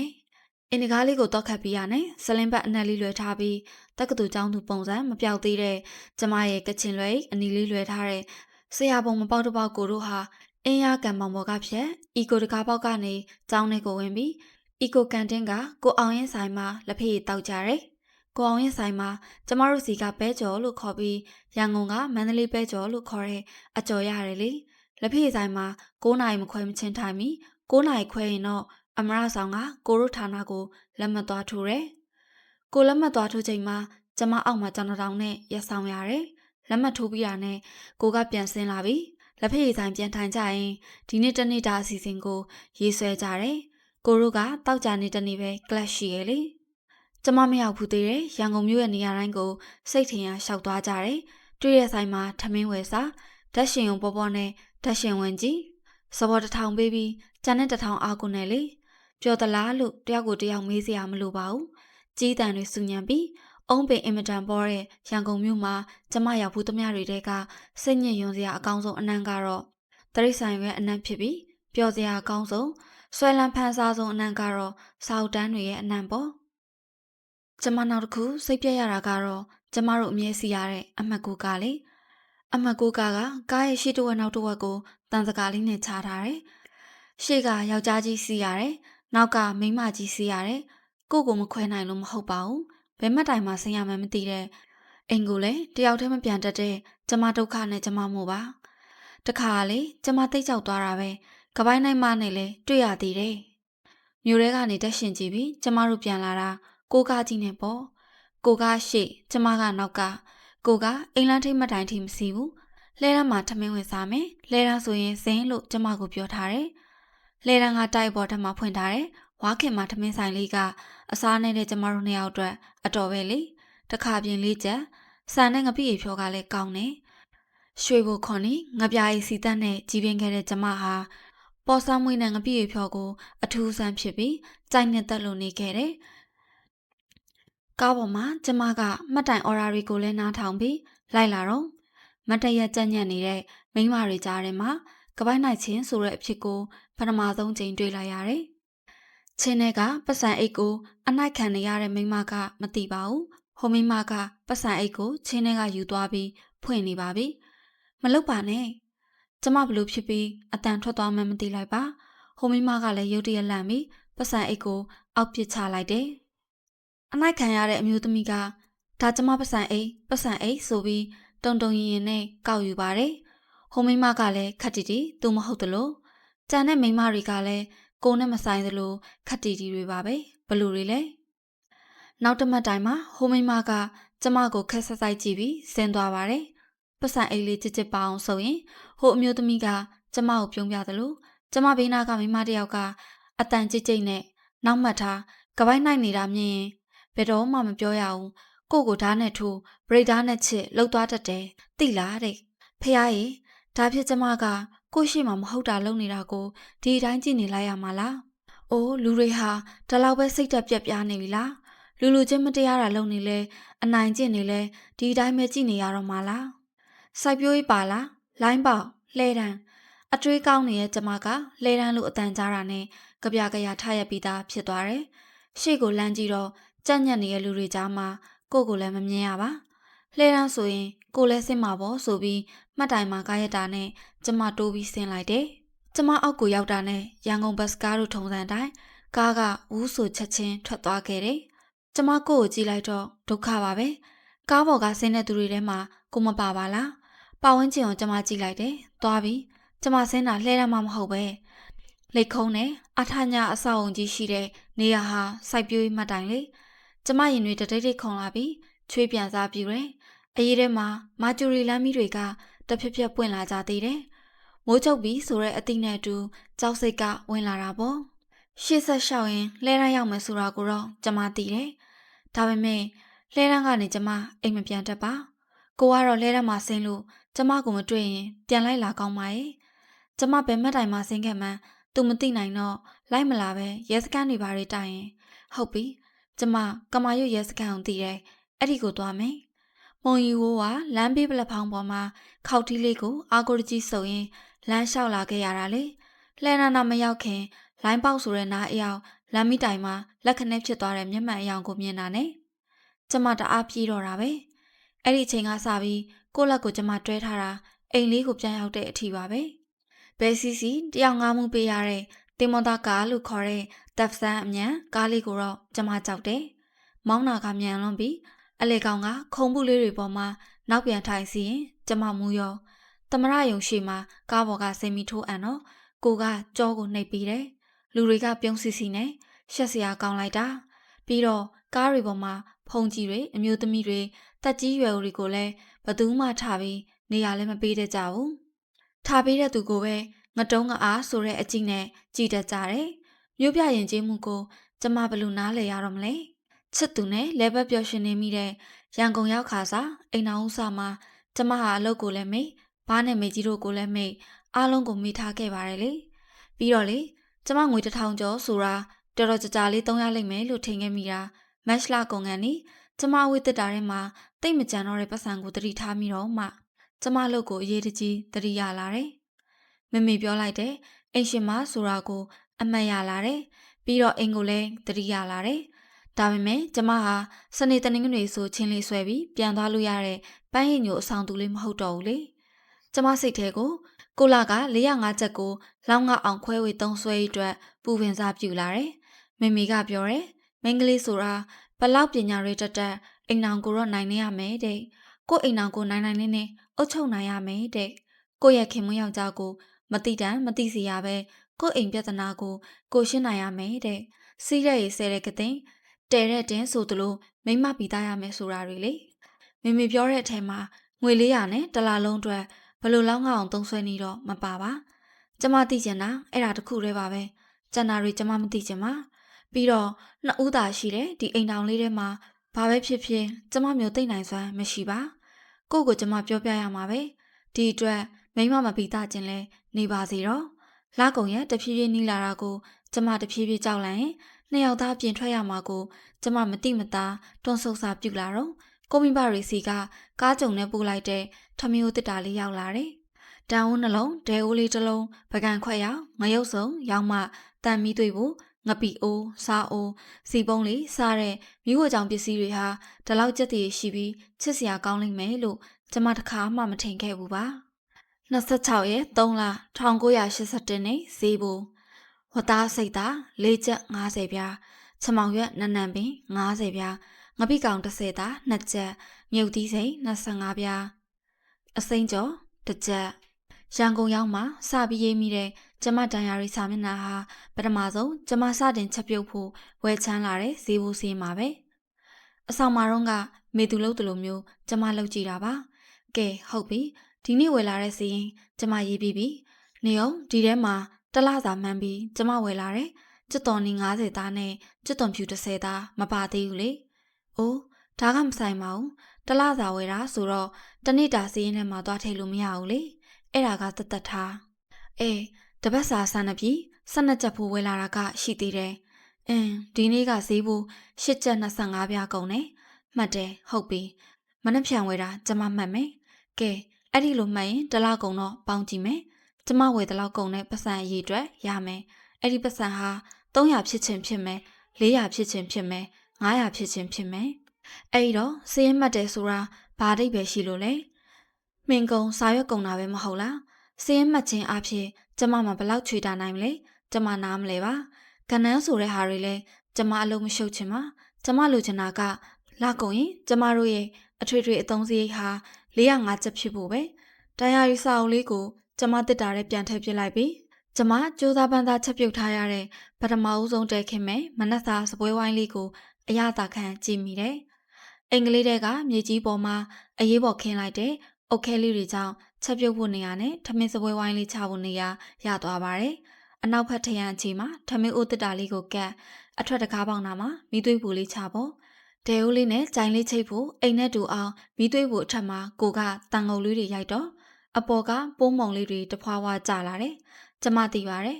ဝါးတွေကအနုလေးတွေဆိုတော့ပိုးမြမြန်စားလွယ်တာပေါ့ထမင်းစပွဲဝိုင်းလေးပေါ်မှာအသစ်ဆက်ဆက်စင်တူတိုက်ပကံပြားလေးနှစ်ချက်ကိုမှောက်ထားတယ်အလဲကောင်မှာချမောင်ရင်ခက်စရာပကံလုံးလေးတစ်လုံးဝသားရင်ခက်စရာပကံတစ်လုံးငရုတ်သီးမပါတဲ့ငပိကြော်ခတ်ဖို့ပကံပြားလေးတစ်တစ်တစ်ချက်နဲ့ကို့အတွက်ငရုတ်သီးစိမ့်တောင်းထည့်ဖို့လက်ဖက်ရည်ပကံလေးတစ်ခုကိုလည်းအစင်သင်းမှောက်ထားတယ်ပြီးတော့ရေနွေးအပြည့်နဲ့ဓာတ်ဘူးလက်ဖက်ရည်ပကံပြားပေါ်မှာမှောက်ထားတယ်တောက်ရည်ဖန်ခွက်တစ်ခွက်ကျမစိတ်ထင်တာတွေအကုန်လျှောက်တင်ပြီးပြင်ဆင်ထားတယ်နှင်းရေကျမနောက်ဆုံးစိတ်ကူးရတဲ့ပန်းအိုးလေးကိုစပွဲဝိုင်းပေါ်ချလိုက်တော့ကို့အတန်ကိုကြားရတယ်ထမင်းစားလိုက်တာနှင်းရဲ့သွားကိုမျက်နာကပြုံးစီစီထမင်းဟင်းရိုးတွေကိုသွားဖွင့်ကြည့်ရင်ဟာဝသားရင်ပါလားကိုညကအိမ်မက်မက်နေတာနှင်းရဲ့ဝသားဟင်းလေးများစားရရင်ကောင်းမှာပဲလို့သွားသမ်းမှာရှေ့နေဥပုံနေကလည်းကျမနဲ့ကိုနဲ့ပြိုင်တူရီမောလိုက်ကြတယ်ကိုကတိုက်ပုံအိမ်လေးချွတ်ပြီးအပေါ်သားဖင်နိုင်ကုန်အသေးလေးနှစ်ခုကိုတေချာခင်းနေငရုတ်စီမပါတဲ့ဖြူရဝသားဟင်းနဲ့ငရုတ်သီးမပါတဲ့ငပိကောင်ကျော်ကိုအားရပါရစားပြနေတဲ့ကိုကနှင်းတလောက်တော်မှန်းကိုတကယ်မသိဘူးကွာသိလားအဟုတ်လားအဟုတ်ပေါ့နင်းရဲ့စားနဲ့နဲ့ပေါ်တာနဲ့ငရုတ်သီးမပါတာကလွယ်ရင်လေကိုကနောက်တာပင်မဲ့ကျမစိတ်မကောင်းဖြစ်တယ်နှင်းကလေငရုတ်သီးကိုလုံးဝမစားနိုင်လို့ပါအိုးနှင်းကလည်းဘာဖြစ်တယ်လဲမစားနိုင်တော့ဒီမှာကို့အတွက်ငရုတ်သီးစိမ့်ရှိရပဲငရုတ်သီးစိမ့်တို့စားမှာပေါ့အစိမ့်ကြော်စားအောင်လေကိုဒီကားတရုတ်နန်နန်တွေကလည်းမွေးလည်းမမွေးဘူးနော်ကိုအနံ့ကလည်းမရအောင်မွေးကြည့်စမ်းတမဖိုးကိုအများကြီးတော့ရတယ်ဟိုမှာအများကြီးကြံသေးတယ်ဘယ်မှာလဲနေတရုတ်နန်နန်ကကျမလမ်းပြတယ်မိဖို့နာစကားကုန်းလေးတွေကတရုတ်နန်နန်တွေကိုကြည့်ပြီးနားမလဲတလို့မိတဲ့ကိုကျမကအဲ့ဒီစကားကုန်းထဲမှာလေကိုကလည်းအဲ့ဒါတရုတ်နန်နန်ဟုတ်လားကိုကစကားကုန်းထဲကတရုတ်နန်နန်တွေကိုလှမ်းယူရင်တဟားဟားရီပါတော့တယ်နှင်းရဲ့ဖြစ်မှဖြစ်ရလေဒါတရုတ်နန်နန်မှမဟုတ်တာမြင်းခွာရွက်တွေပဲဟဲဒါမြင်းခွာရွက်ကျမအကြီးအကျယ်ရှက်ရည်ရင်နှင်းပဲသိမလဲနှင်းတို့စီကမြင်းခွာရွက်ကဒီလိုအကြီးကြီးတွေမှမဟုတ်တာတိတိလေးတွေဥစ္စာဒီလိုလည်းမစိမ့်ဘူးကိုကမဆုံးနိုင်အောင်ရည်ပြီးအညာသူမှာတဲ့နှင်းတို့တနေ့စီဖို့လေ9ချက်ကုန်နဲ့သိလားကိုကုန်စီပေါ့နှင်းရဲ့အဲ့ဒါများလားမများပါဘူး ညားတော့လေဘာဖြစ်တယ်လဲနင်းရဲ့ကိုရိုနှစ်ယောက်စားတာပဲဟာပတ်စံမလောက်မှာကိုနင်းမတွေ့နဲ့နော်ပတ်စံလို့ရင်ကိုရှာပေးမှာပေါ့ဟုတ်လားကိုကဘယ်ရရှာမှာလဲလို့ကျမမမေးရပါထမင်းစားနေရဲ့ကိုကိုကြည့်ပြီးနှင်းလို့ရရင်အဆင်ပြေသွားမှာပါကိုရဲ့ဆိုတဲ့စကားကိုပြောဖို့လဲတွန့်ဆုံနေမိတယ်ဘာစင်းတွေပဲမှတ်မှတ်တလစာဆန်ဘူး48ကျပ်ဟင်းစရိတ်300မိသွေးတအိတ်18ကျပ်အိမ်လားက90လက်ဖက်ရည်ဘူးနဲ့အထွေထွေစရိတ်တို့ပေါင်းရင်ဘယ်နည်းနဲ့မဆို400ကအများကြီးကြော်နေရဆိုတာကိုသိနိုင်ပါမလားဒါပေမဲ့ကျမပြောချင်တာတွေကျမသုံးဆုံနေတာတွေကျမစိတ်ပူနေတာတွေကိုကျမမျက်နှာကိုအလွတ်ဖတ်တတ်တဲ့ကိုကအိမ်အောင်သက်တလားပြည့်တဲ့နေ့မှာနှစ်သိပ်ဖြေရောဖို့ကြိုးစားတယ်အင်္ဂလိပ်ရဲ့နောက်တရက်ပင်ချရင်က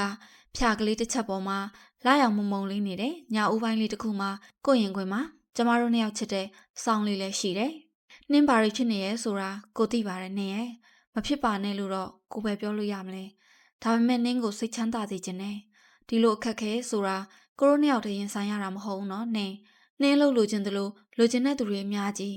နင်းတငယ်ချင်းတွေကိုတငယ်ချင်းတွေပါဝင်ပေါ့။ခဏဒုက္ခလို့ပဲသဘောထားစမ်းပါ။ပြီးတော့နင်းကိုတောင်းမှန်အောင်မယ်။ဘာလို့လဲကိုကကျမလက်ပြားလေးကိုဆွဲယူပြီးသူ့နှခမ်းမှာကတ်တယ်။အဲ့ရပြရထရမှာခလေးပုံလေးမကတ်ပါနဲ့နင်းရဲ့။အိုးဒါကနင်းလေ။ကိုနားလဲပါတယ်။နင်းနဲ့ကိုသဘောတူစာချုပ်ချုပ်ထားတာ2နှစ်ထဲပါနင်းရဲ့။ကိုတို့အခြေတကျမဖြစ်ခင်လေ။မိဘငွေကိုလည်းနင်းမဲ့ဒုက္ခမပေးချင်ဘူးဆို။2နှစ်ကျော်ရင်နင်းချီချင်တဲ့ခလေးသွားကွာ။ကိုကကျမကိုယူမရင်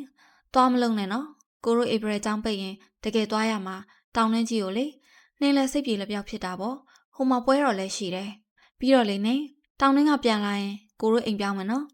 ဟင်နင်းဘာမှမပြောပါနဲ့ကိုမိမကိုဒီလိုအိမ်လေးထဲမှာအကြာကြီးကိုမထားနိုင်ပါဘူးနင်းပြောမယ်မပြောရအောင်ကိုကကျမနှကန်းတွေကိုချစ်စနိုးဆွဲလိမ်နှုတ်ပိတ်စေပြီးသူ့ဆောင်ကိုအတန်ဆန်နေငြိမ်ငြိမ်နေစမ်းနှင်းရဲ့နှင်းနာမှာထိုင်ပြီးကိုပထမဆုံးချိန်တိပြရမှာလေတဲ့နှင်းလည်းဒီအချိန်ကိုအမျက်စိတ်ကူးရင်ခဲ့တာပါကိုရဲ့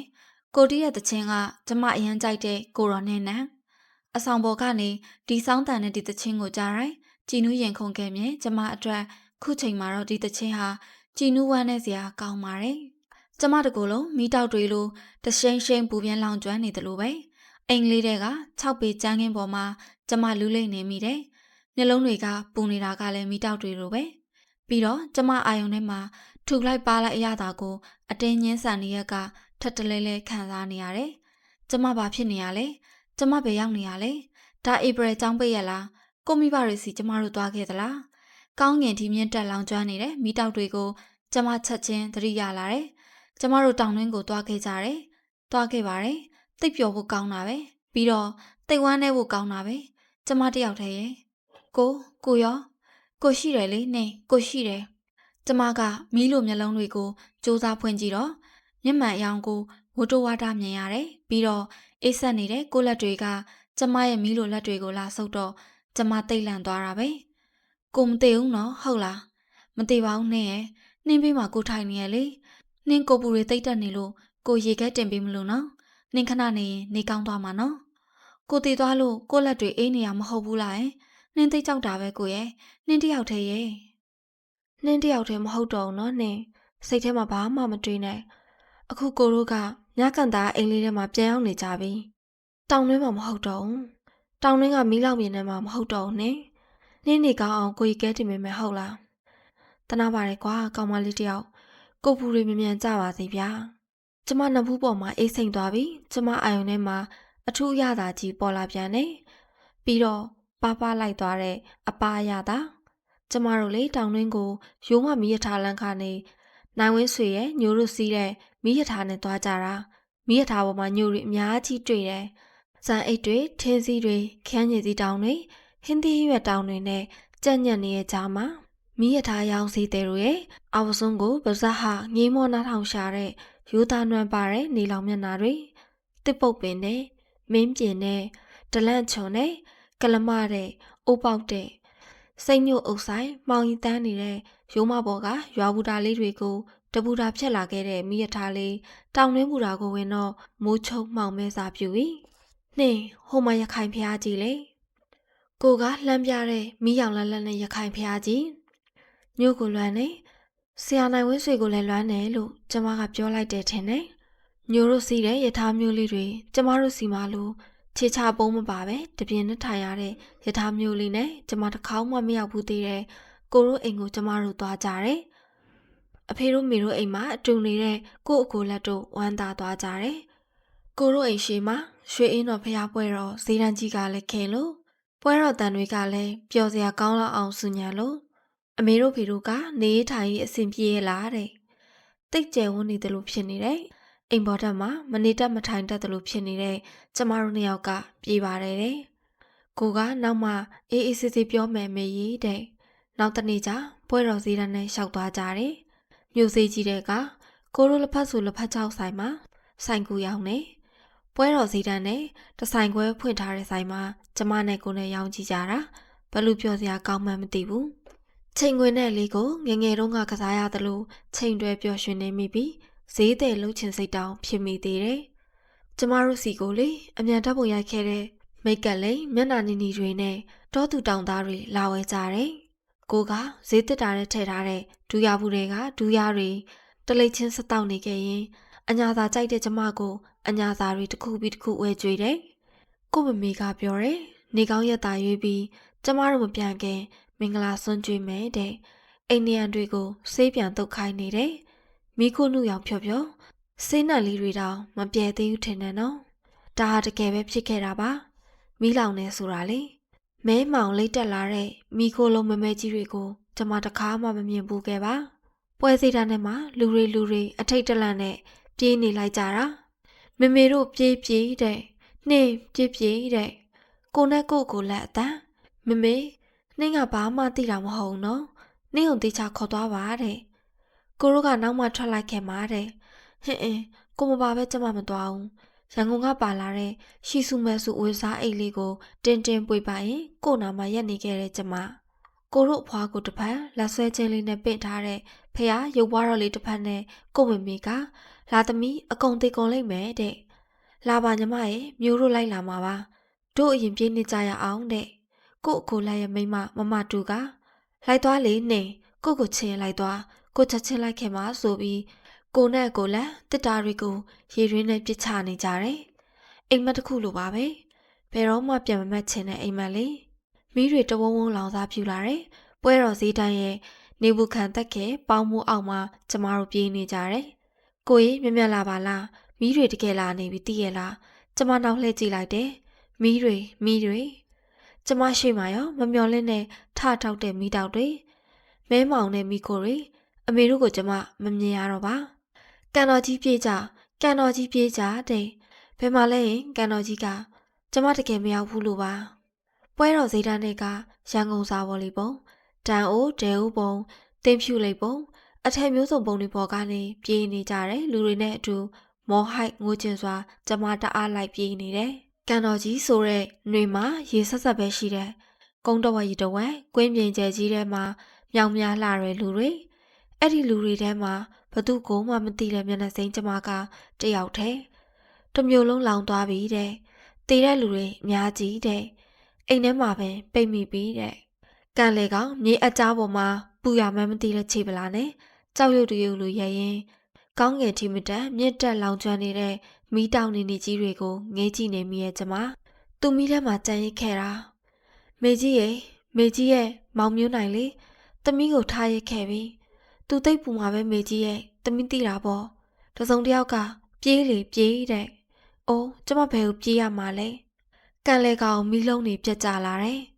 ရေဆက်ဆက်မှာသွေးယူသွေးတန်းရေစင်းငုတ်တဲ့လူတွေသူတို့ကိုယ်မှာလောင်ကျွမ်းနေတဲ့မီးလုံးတွေကျမကိုဘသူဆွဲခေါ်ခဲ့တာလဲကျမမပြေးချင်ဘူး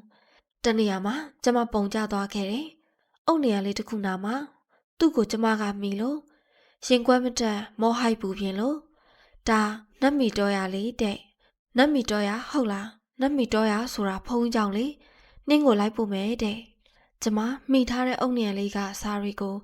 ခက်ကြောင်စိုက်ကြည့်နေတယ်မောင်သွားပြီကြောင်ဝိုင်းထဲမှာငိုတန်တွေစူတန်တွေမီးလောင်ထားတဲ့လူတွေတဲ့အုတ်နေရာလေးကိုမိထားတဲ့ကျမနည်းနည်းလေးမှမလုပ်ခဲ့ပါ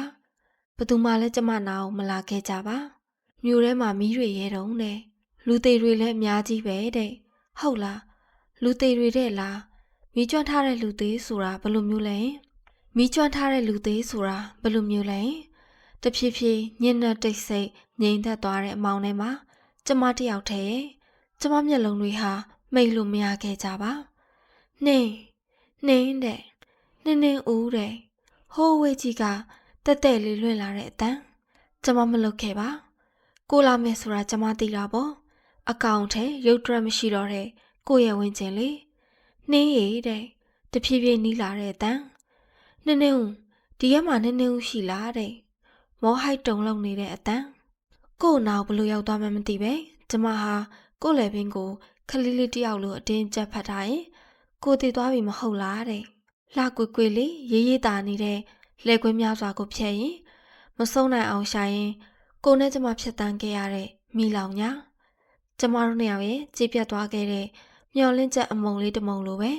ကြည်ပြတ်သွားခဲ့ကြတဲ့ဘဝများစွာတွေတကူးလာရဲ့အပူဒဏ်အောက်ကမိလောင်ပြညော်နှံတိတ်ကြောက်စရာကောင်းတာပဲအုတ်နေရလေးပတ်ပဲကြံရစ်ခဲ့တဲ့ကိုရိုးအိမ်ထဲကလက်ဖက်ချောင်းမိကြည့်တဲ့ကိုနင်းမြုပ်သွားခဲ့တဲ့မီးလောင်ပစ္စည်းလိုက်ကောက်တဲ့ကလေးလေးရဲ့ခြေထောက်ညော်နှံတိတ်ကြောက်စရာကောင်းတာပဲပြီးတော့လေကျမငယ်ငယ်ကမ်းပါပြိုတော့ကစားခဲ့ဘူးတဲ့ထမင်းထုံနှံဘာကြီးမေကြီးရေတိတ်ဝမ်းနေစရာကောင်းတာပဲမေကြီးရေအိုးနင်းမငိုနဲ့လေကိုရှိသားပဲနေရဲ့မငိုနဲ့နော်နင်းတို့မှာဆေးထိုးစရာပတ်စံလည်းမရှိဘူးနော်ကိုထမင်းစားပြီလားစားပြီနင်းကိုဆေးထိုးဖို့ပတ်စံတွေလဲကို့မှာအများကြီးရှိတယ်ဟုတ်ပြီလားကိုညာတယ်အော်နင်းရဲ့ကိုနှခမ်းကအပူလောင်တဲ့တန်ရာမဲရီရှိသေးလားမရှိတော့ဘူးလေနင်းရဲ့ပျောက်သွားပြီပဲ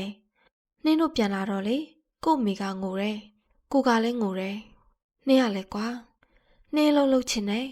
နင်းကိုလှုပ်ရှာပေးပါနင်းလေဆရာမဆိုလဲလှုပ်ပါမယ်တင်ချဆိုလဲတင်ပါမယ်နင်းမျက်လုံးတွေကမီးတွေလိုပဲပူတယ်အေးပေါ်နင်းရဲ့နှက်ပြန်ကြားပျောက်သွားမှာနော်ကိုနှက်ပြန်ကြောင်းသွားရင်အဖေစတစ်ကော်လာအင်ဂျီကြီးမဝင့်နဲ့အေးပါနင်းရဲ့မဝစ်ပါဘူးနင်းတို့အင်ဂျီလေးတွေလုံကြီးလေးတွေမီးထဲကိုပါသွားပြီနော်ကိုနဲ့စားတွေတုန်းကနင်းဝစ်ထားတဲ့အင်ဂျီလေးလေ70မီကိုရောင်လေးနင်းသိပ်ကြိုက်တာမရှိတော့ဘူးနင်းကိုရေလောင်းတော့ကကိုဝစ်ထားတဲ့ special အင်ဂျီအဖြူလေးလည်းမရှိတော့ဘူးဘာဖြစ်လဲနင်းရဲ့ကိုတို့မှတခြားဝစ်စရာတွေရှိတာပဲအဲ့ဒါတွေပြောမနေနဲ့နော်ကိုရေခဲတင်ပေးတာနဲ့နင်းကိုဘူးတွေကြတော့မယ်နေကောင်းတော့မယ်နော်နေကောင်းတော့မယ်ဟုတ်လားကိုကကျမရဲ့မီးလိုလက်တွေကိုဆွဲယူနှမ်းဆိုင်လိုက်သလားကျမနဖူးပေါ်ကအေးစိမ့်စိမ့်အရသာလေးပျောက်သွားမှကြောက်တယ်ကိုဘာလဲနင်းရဲ့နင်းကိုမေကြီးစီလိုက်ပို့ပေးပါနင်းအိမ်ပြန်ချင်တယ်လိုက်ပို့ပေးပါနော်လို့ကိုမေကြီးစီနင်းကိုလိုက်ပို့ပေးမယ်မဟုတ်လားလို့အေးပါနင်းရဲ့ကိုလိုက်ပို့ပေးပါမယ်ကိုနှခမ်းပေါ်ကကျမရဲ့မီးလိုလက်ဖျားတွေပေါ်ကိုအေးစိမ့်စိမ့်ရေစက်ရေပေါက်လေးတွေဘာဖြစ်လို့ကြလာကြပါသလဲကျမသိသိချင်တာပဲအခက်ခဲကြုံလာတိုင်းစိတ်အားငယ်လာတိုင်းမိဘအိမ်ကိုပြန်ပြေးချင်တာဟာမရင်ကျက်လို့တဲ့ကျမဟာရင်ကျက်တဲ့မိမတယောက်တကယ်ကိုဖြစ်ချင်ပါတယ်ဒါပေမဲ့ကျမဘာကိုလွမ်းနေမိကြီးကိုလွမ်းနေ6ပေကျန်းစင်လေးပေါ်မှာတယောက်တည်းကြံရစ်ရှာတဲ့ကိုရောကျမမလွမ်းဘူးလားလိမ္မော်ဝါရောင်ယထာကြီးနဲ့ကျမတယောက်တည်းအိမ်ပြန်ခရီးမှာကိုမလိုက်နိုင်ခဲ့ဘူးလေ3ရက်ပဲရတဲ့ခွင်ကြောင်ရဲ့ပြီးတော့ကျမကိုလိုက်ပို့ရင်ကုန်နေမဲ့64ချက်ကြောင်ရဲ့ပေါ့ကျမကပဲကိုထားခဲ့တာပါနင်းပြန်လာမှာပါနော်တဲ့ဘူရာယုံတန်စကာကွတ်တွေချထားတဲ့ချစ်သူရဲ့ညှိုးငယ်မျက်နှာတိတ်ဝမ်းနေစရာကောင်းတာပဲဒီလိုဆိုနင်းမသွားတော့ဘူးလေလို့ကျမဘာလို့မပြောလိုက်မိပါလဲလက်စွပ်ရဖြူဖြူလေးထင်နေတဲ့ကိုဘယ်လက်တကြွယ်လေးကိုပဲကျမကြည့်နေခဲ့မိတယ်ခုချိန်ဆိုရင်အမ်စလုံးလေးထွင်ထားတဲ့ကိုလက်စွပ်လေးဘယ်နေရာမှာလဲဘသူစီမှာလဲကျမမသိနိုင်ပါလက်စွပ်လေးနဲ့လဲလှယ်ခဲ့ရတယ်ငွေ900ဆိုတာကောကျမအတွက်ဘလောက်ကြများစိတ်အေးချမ်းသာနေရမလဲစွန်လာရဲ့မိုးဥရေစက်တွေမိရထားပြတင်းပေါက်ကနေကျမမျက်နှာပေါ်ကိုတဖြန်းဖြန်းလာရိုက်နေတယ်ဒါပေမဲ့ကျမကိုတကားပိတ်ပြီးမဲ့သူမရှိပါချစ်သူပခုံးမှာပါအပ်မိတွေ့လိုက်ခဲ့ရတဲ့လိမ်မော်ရောင်ရထားကြီးပေါ်ကဘဝခရီးအစာလေးကိုကျမမမေ့နိုင်သေးပါဘူးအဲ့ဒီဘဝခရီးအစာကရင်ခုန်မက်မောစရာလေးတွေပျောက်ဆုံးသွားမှောင်လဲကျမကြောက်လာပါတယ်ဘာပဲဖြစ်ဖြစ် အချိန်တူတူလေးအတွင်းမှာတော့ပျောက်ဆုံးမသွားသင့်ပါဘူးနော်။နင်ဘယ်နှစ်ရက်ကြာမှလဲ။နင်15ရက်လောက်မနေရဘူးလား။10ရက်ပဲ။10ရက်ပြည့်တဲ့နေ့ကစပြီးကိုလာကြုံမယ်။ကျမဖတ်ဖို့ကြိုးစားတယ်။စာအုပ်လေးရဲ့စာမျက်နှာတွေပေါ်မှာကိုယ်စကားစာကြောင်းလေးတွေထင်လာတယ်။ပြီးတော့ကိုမျက်နှာဘူရာကနေအိမ်ပြန်သွားပြီ။ကိုကားပေါ်မှာကိုတယောက်တည်းပေါ့။ကားပေါ်ကဆင်းရင်နောက်ခန်းပေါက်ကိုကြပြကြရပြေးစရာမလိုပဲ။ညကန်သားလမ်းလေးတဲ့ကိုဝင်သွားပေါ့။အိမ်လေးထဲရောက်ရင်နော်။အရင်နှစ်ယောက်အတူတူပြန်လာတော့ငါလို့အင်ကြီးလုံးကြီးမြင်မြန်လဲပြီးထမင်းစိုးဝိုင်းလေးမှာဝင်ထိုင်ပါမလား။အင်ကြီးလုံးကြီးတော့မလဲပဲ6ပေကျန်းစင်အရာလေးပေါ်မှာပြစ်လဲလို့နေမလား။ဆက်လက်ကိုလည်းအဆက်မပြတ်ဖွာရင်းနဲ့ပေါ့။တကြပိုးခုနှစ်လေးရတဲ့စီးပေါ်လေးကိုလေကိုတူးရမတော့တော့ဘူးနော်နေ။နှင်းဝမ်းနေဆုံးကအဲ့ဒါပါပဲ။ကိုတနာလွန့်ဆိုနာကျင်နေမိရင်ကပဲကျမစိတ်တွေဟာ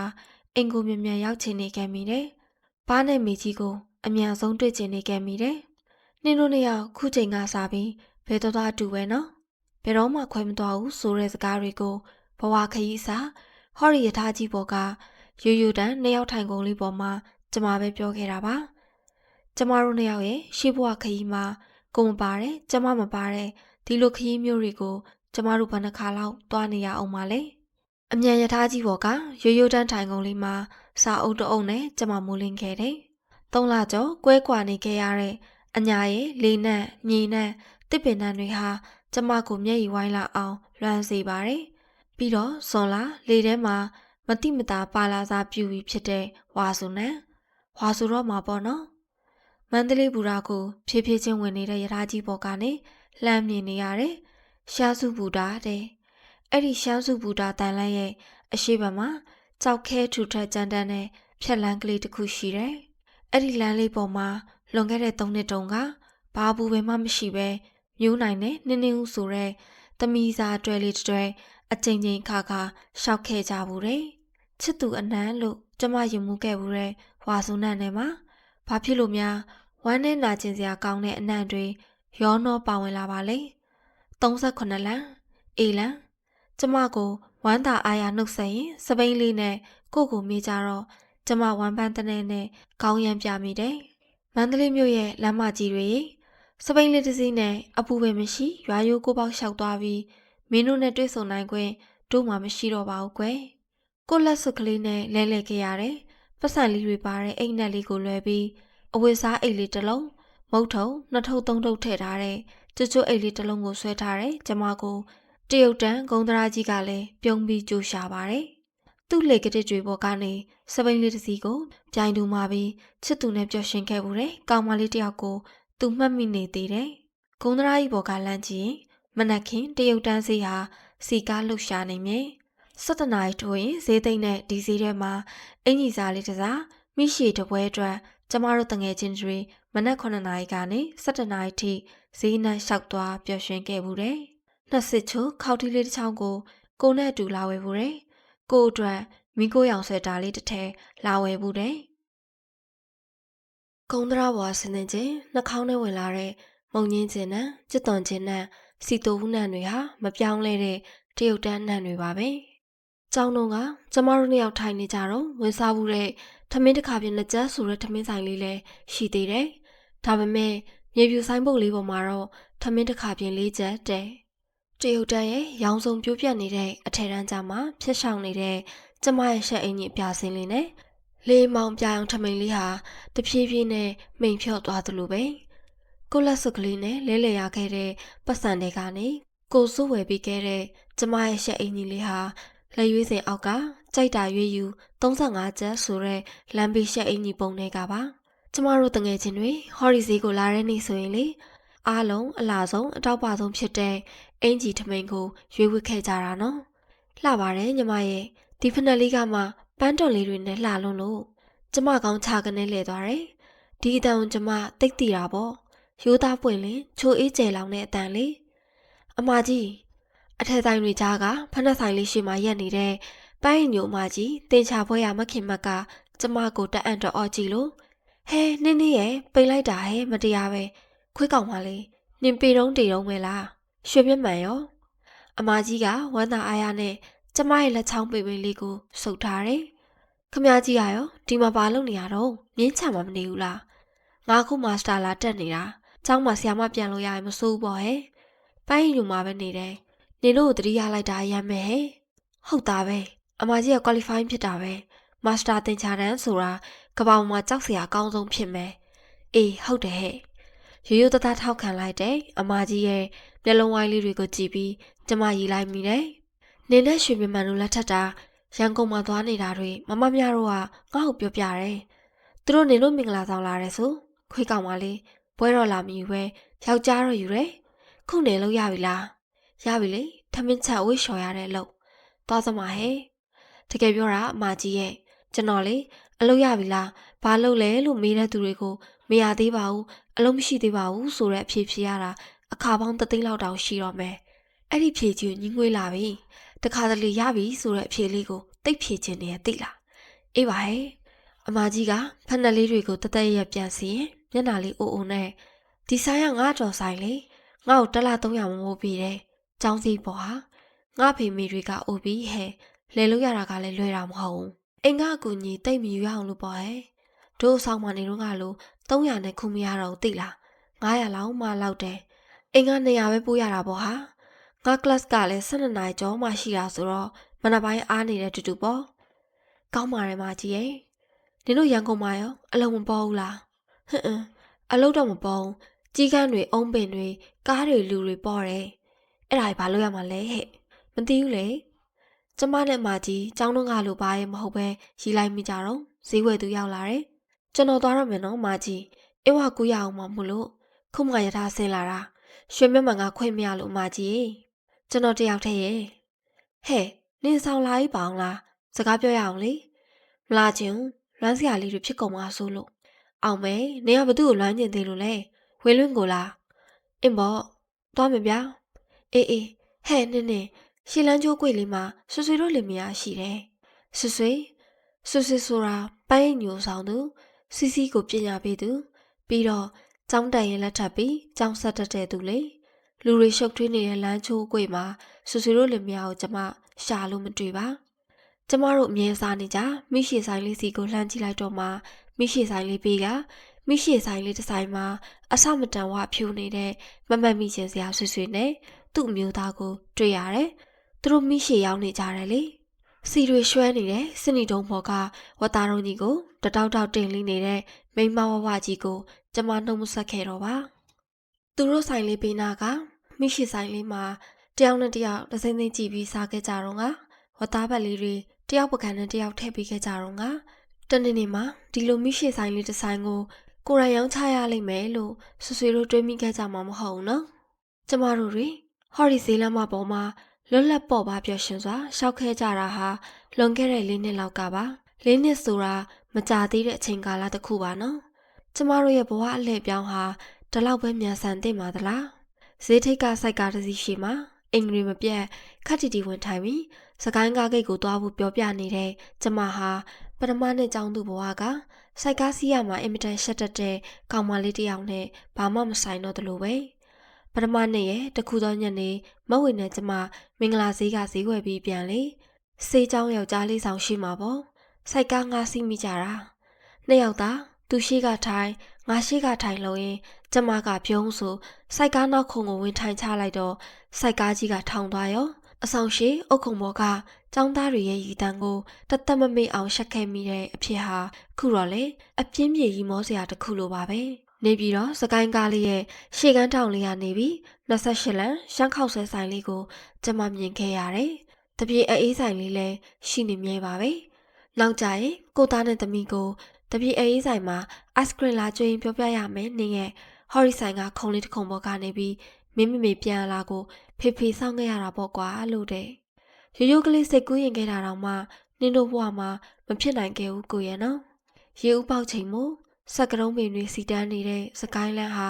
လေစိမ်းတွေတအားတိုင်နေတယ်။ပြမိုင်းနေတဲ့စကိုင်းတောင်ရိုးဟာလည်းလွမ်းစရာကောင်းနေစေပါပဲ။စကိုင်းတရာကြီးဒီဘက်ထိပ်တပြေတန်းခံတက်ကိတ်မှာပဲ။ကျမဆင်ရတယ်။တတိယနှစ်ကျောင်းသူဘဝကအိမ်ထိခေါ်ခွင့်မရှိတဲ့ချစ်သူကိုဒီနေရာမှာမခွဲခြင်းထားခဲ့ဘူးလေ။ခေါ်ခွင့်ရှိတဲ့အချိန်ကြတော့လေသူ့ကိုကျမထားခဲ့ရပြန်ရော အံ့ဩစရာကောင်းတယ်လို့ဝမ်းနည်းစရာလည်းကောင်းတယ်။တပြေတန်းခံတဲ့အချိန်မှာတော့ရင်းနှမြုပ်လို့ယာယီပြောင်းရွှေ့လာကစားကရုစိတ်လေးဟာအရင်လိုမဟုတ်ပေမဲ့၆သွေ့သွေ့လှုပ်ရှားနေမြဲပါပဲ။ပို့ပြီးအိုမင်းဟောင်းနှွမ်းလာတဲ့အမတ်ရှိကားကိုကြီးတွေဟာလည်းညောင်မဲအောက်မှာပြင်းပြင်းကြီးနဲ့လူဆောင်နေမြဲပါပဲ။ရင်းနှမြုပ်စာတောင်ပြင်ဆက်မှာလူအပြည့်နဲ့ထွက်ဖို့ဟန်ပြင်းနေတဲ့ဆက်လေတစ်စင်းနဲ့ငှက်သုံးစင်းတန်းစီလို့ဆောင်းလက်စမုတ်တီဆိုင်ထမင်းဆိုင်တဲတန်းလေးတွေရှိမှာတော့သုံးတန်ကားအိုကြီး20စင်းထက်ခါနီဆက်လေးစီကိုကျမမြန်မြန်ပြေးဆင်းခဲ့တယ်။ပိန်လီနွမ်းဖြောင်းနေတဲ့ကျမကိုတက္ကသိုလ်ကျောင်းသူဘဝတပတ်တစ်ခါအိမ်ပြန်လာတတ်တဲ့ဟန်တလုံးပန်တလုံးနဲ့နည်းနည်းဦးကိုနှုတ်ဆက်သလိုဟောဘိုးကြောင့်မြည်လေးပြန်လာပါလားလို့ဘသူကမှမနှုတ်ဆက်မမှတ်မိကြပါဒါပေမဲ့သုံးတန်ကားအိုကြီးနာကတစုံတယောက်ကတော့ကျမကိုမှတ်မိနှုတ်ဆက်ခဲ့ပါတယ်ဆက်လေကမမိတော့ခလေးမပြေးနဲ့တော့အပြေးဆင်းလာတဲ့ကျမကိုကားအိုကြီးနောက်မှာထိုင်ပြီးထမင်းစားနေတဲ့လူကြီးတယောက်ကပြောတယ်ဟုတ်သားပဲဆက်လေကထွက်သွားပြီကျမအပြေးရက်ပြီးအသက်ပြင်းပြင်းရှူလိုက်ရင်အဲ့ဒီလူကြီးစီကိုကြည့်လိုက်တယ်ကျမကိုကြည့်နေတဲ့လူကြီးရဲ့မျက်လုံးတွေဟာနီနီရဲရဲနီလောင်အသားမဲမဲသပင်ဖြူဖြူပေါ်မှာဖုံမုတ်တွေကဖွေလို့လူကြီးရဲ့မျက်လုံးနီနီတွေကရုတ်တရက်ပြူးကနေဖြစ်သွားပြီးအာရပါရပြုံးလိုက်တယ်ဖះကြီးကျမတသက်မမေ့တဲ့ကျမအကြောက်ဆုံးသွားနေကြီးတွေအောင်မဲညီဘိုးကြောင့်မြေမဟုတ်လားကျမကိုမြေကြီးပေါ်မှာမှောက်ခုံလဲအောင်ကြောက်လန့်စေခဲ့တဲ့အတန်ဟာဟိုးတုန်းကလိုပါပဲဒါပေမဲ့ကျမရင်နဲ့ထိတ်ကနေတစ်ချက်ပဲတုံသွားပြီးဦးတင်တောင်ကြီးကိုမကြောက်တော့ပါအသက်ကြီးပြီးသပင်ဖြူနေရှာတဲ့ဦးတင်တောင်ကြီးဟာတနာစရာပဲကောင်းနေတယ်ညီကယောက်ျားတွေပါရပြီဆိုဟုတ်လားကျမကပြုံးပြီးကောင်းညှိပြလိုက်ရင်ကျမကြစ်တင်နေလို့ရင်နင်းတော့ဦးတင်တောင်ကြီးကိုခေါ်လိုက်ရမလားလို့ကို6လန့်တက်တာကိုတတိယမိပြန်တယ်အေးညီပါနဲ့တော့တွေ့တိုင်းပြောပါဗျာရန်ကုန်မှာနေရဆိုမိန်းကလေးကခုပါလို့ရတော့ကျွန်တော်ကအလုံးမရသေးဘူးကျမမုန်းတီးတဲ့အဖြေကိုစိတ်ပြက်လက်ပြက်ဖြေရပြန်တယ်ဦးတင်အောင်ကြီးကအလွန်အံ့ဩသွားသလိုအလိုဗျာဒီလောက်ပညာတွေသင်ထားပြီးတော့များဆရာဝန်လုပ်ပါလားဝင်ငွေကောင်းနေဗျာနော်ကျမသဘောတကျရေးလိုက်တာကိုဦးတင်အောင်ကြီးကနားမလဲသလိုကြည့်ပြီးအဲဗျာတဲ့ဦးတင်အောင်ကြီးရောခုပါလုံနေလဲဟာစပယ်ရဘောမင်းကလေးကအရင်ကလိုပေါ့စပယ်ရဖိုးကြီးဦးတင်အောင်ကစားလက်စထမင်းလုပ်ထဲကထမင်းကြီးတစ်လုပ်ကိုအာရပါရလွေပလုတ်ပလောင်းတန်နဲ့ဖြေတယ်ကျမငငယ်တုန်းကထရံပေါက်ကနေချောင်းကြည့်မြင်ခဲ့ဘူးတဲ့ထမင်းလုပ်လို့စီရီရွှဲမနေတော့ပါဟောမင်းကလေးဟိုဘကန်းကဆက်လေကပ်ပြီးသွားနေရာရအောင်တတ်ထားပစ္စည်းတွေနိုင်ရဲ့လားကျုပ်လိုက်ပို့ပေးမယ်လေ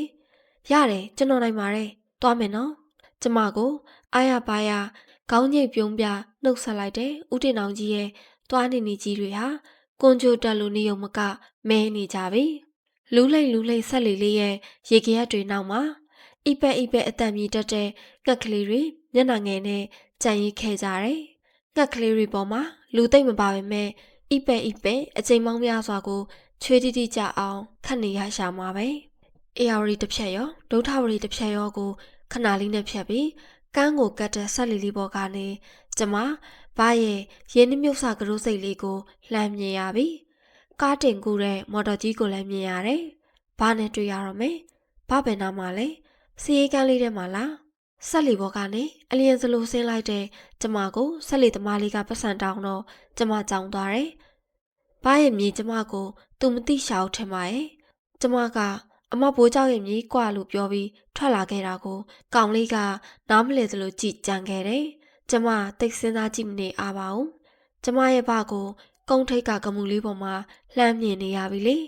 ဘာရဲ့ပုံစံအတိုင်းဖော့အုပ်ထုပ်ကိုဆောင်းလို့လက်ကင်မွားဖြူသုံးတောက်ချုံခေါက်ကိုနှာခေါင်းမှာပိတ်ပြီးနရွက်နောက်မှာချီလို့ဆွတ်ကျဲလက်စကားခံထားပြီးကျဲသီးတက်မထားတဲ့အင်ကြီးအဖြူလက်တို့ပစိုးကွက်ကျဲဒါပေမဲ့တခုထူးဆန်းတာကမော်တော်ဘော်တင်နေတဲ့လဲတွေဝယုံသုံးကားဖြစ်နေတာကိုလက်ညှိုးတထူးထူးနဲ့အမြဲစီမံခန့်ခွဲနေတတ်တဲ့ဘာကငိမ့်လေးရက်ကြည့်နေတာပဲဘာကျမခေါ်တာကိုရုတ်တရက်မကြပါကမူလေးစီကိုကျမမြန်ပြေးသွားလိုက်ရင်ဘာကျမကိုတွေးလိုက်တဲ့ဘာမျက်နာကပြုံးသွားလိုက်တာဆောင်းထားတဲ့အုတ်ထုပ်ကိုဘာချွတ်လိုက်ရင်ကျမပခုံးကိုစီးကြိုပွေးဖက်လိုက်တဲ့အချိန်မှာသမီးလေးပိန်လိုက်တာ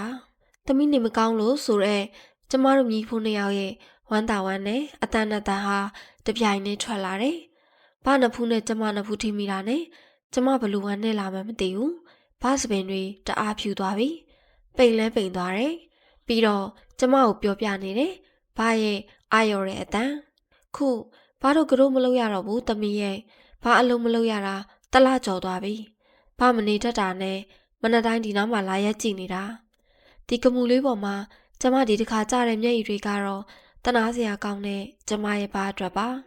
အင်းဝသမကတို့လို့ရေးထားတဲ့ကားတင်မော်တော်ကြီးမိကိုမဲမဲတွေတအူအူနဲ့ခုံမောင်းသွားတာကိုမျက်ရည်ကြားကနေကျမမြင်နေရပါတယ်ညနေခင်းအညာနေရောင်ဝါတွေမိဖို့ကန်းထရံကြားကနေထိုးကြနေပြီထင်းမိဖို့အကြီးကြီးရဲ့အသက်ကြီးလာရှာပြီဖြစ်တဲ့ရင်နွေးကြောင်မမဲကြီးစူပွက်နေချိန်ဝတ်တနီချံပဲကြဟင်းကျိုပြည်ပန်းညွရွက်အောင်မကြီးသီးစိမ့်ကျော်ငပီးတခွက်လက်လက်ဆက်ဆက်အတိုးအမြုပ်ဆုံးတဲအိုးကချကစားငနက်ပြကျော်တွေကထမင်းအုပ်အပြေထမင်းစပွဲဝိုင်းပေါ်ကကျမကြိုက်တတ်တဲ့ဟင်းခွက်တွေကိုကြည့်ပြီး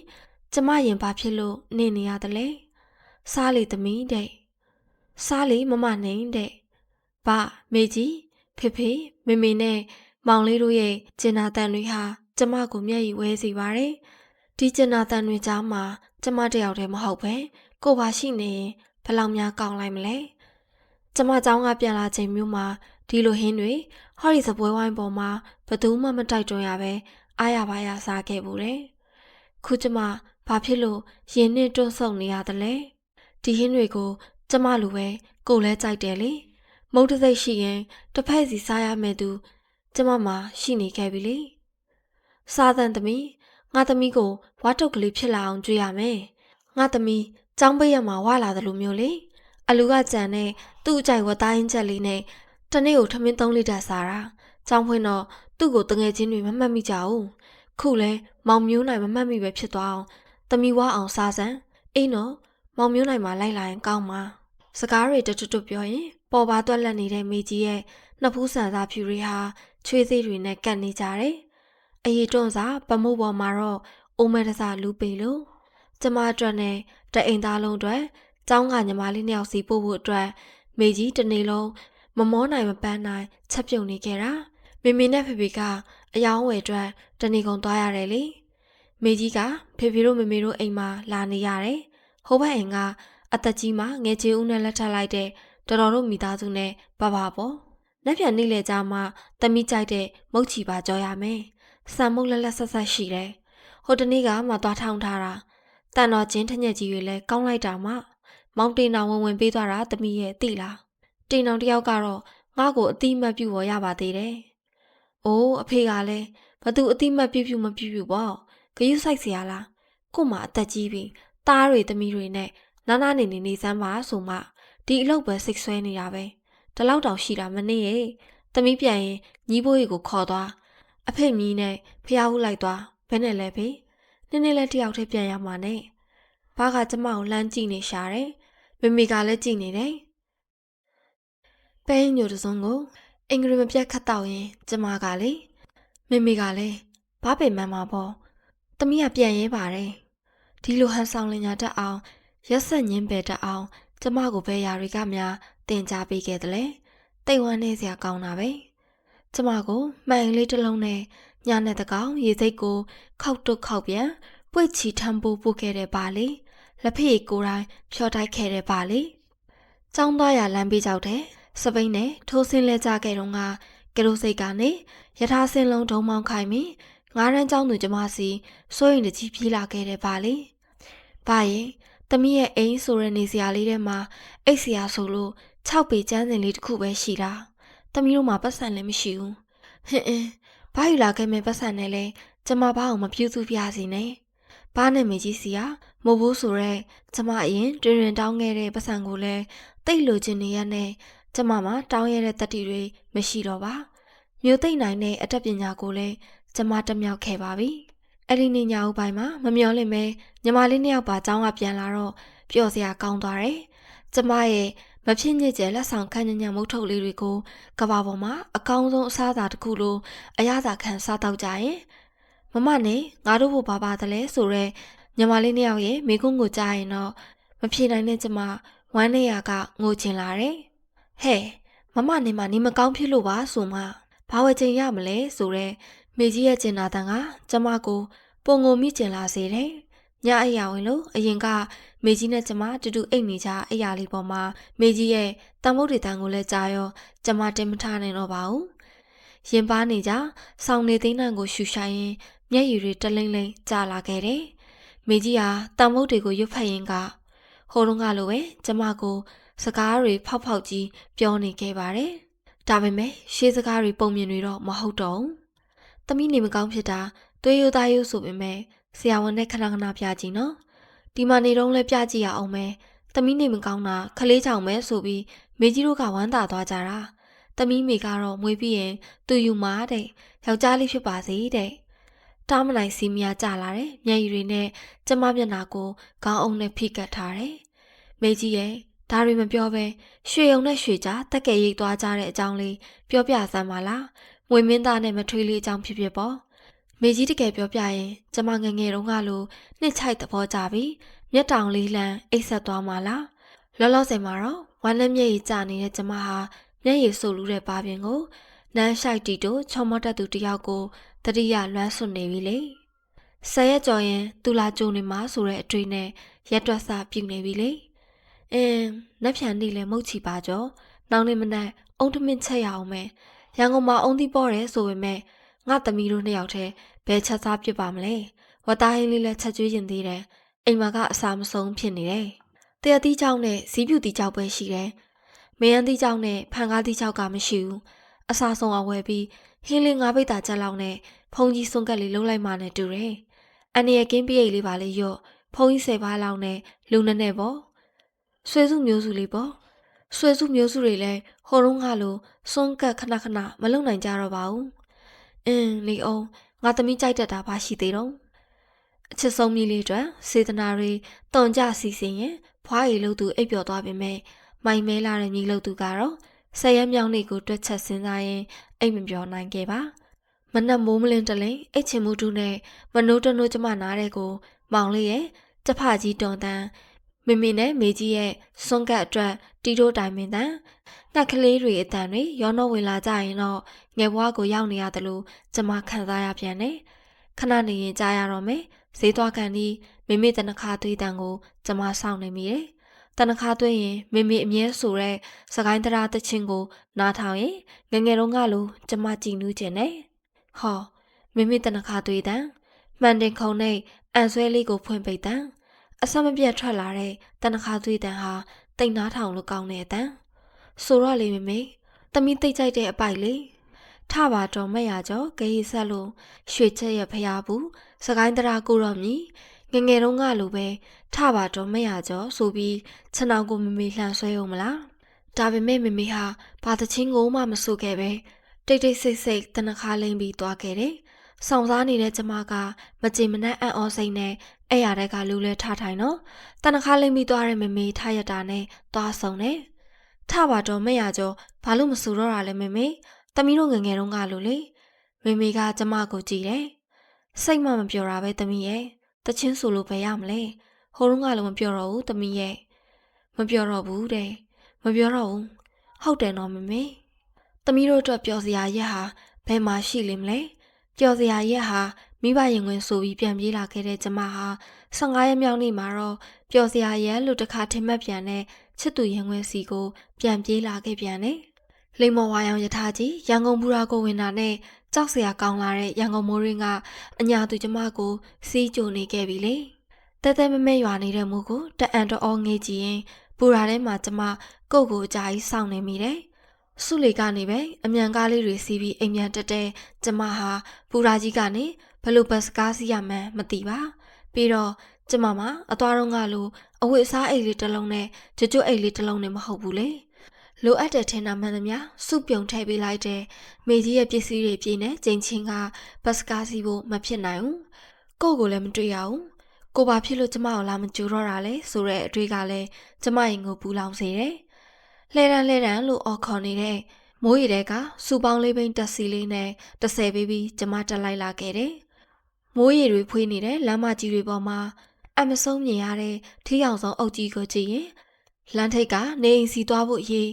ကျမပူပန်ရပြန်တယ်ထီးမဆောင်တတ်တဲ့အညာသူကျမမှာထီးမပါခဲ့ပါနေဘူးရင်ဆောင်းမဝယ်ထားတယ်ကျမရဲ့နှစ်စစ်ချိုးခောက်တီးအနက်လေးကိုအဝတ်အစားတစ်တာထဲမှာတင်ထားခဲ့တယ်တတ်နိုင်ဦးလေမိုးရီထဲမှာပဲပြေးရတော့မှာပေါ့ပြန်ဖျားတော့မှဖျားပေါ့သူများတွေဒီလိုပဲမိုးရီထဲမှာသွားနေကြတာပဲရန်ကုန်ကလူတွေဟာနော်အံ့ဩစရာကျမတို့အညာမှာဒီလောက်မိုးတဲ့ရင်ဘသူမှအပြင်မထွက်တော့အိမ်ထဲမှာပဲကုန်နေကြတာကျမတို့ငယ်ငယ်တုန်းကမိုးရွာတဲ့နေ့ဆိုကြောက်မလိုက်ရအောင်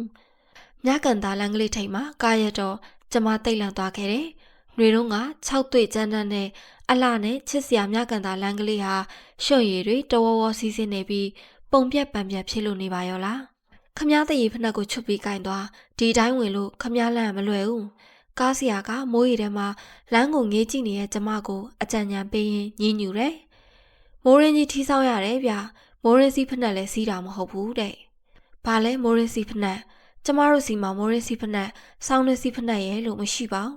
ဘူး။နွေမိုးဆောင်းဖက်နှက်တရံပဲစီးတာပဲ။ဖက်နှက်မပါပဲမြကန်သားလန်းကြောက်ခဲချုံတွေပေါ်မှာ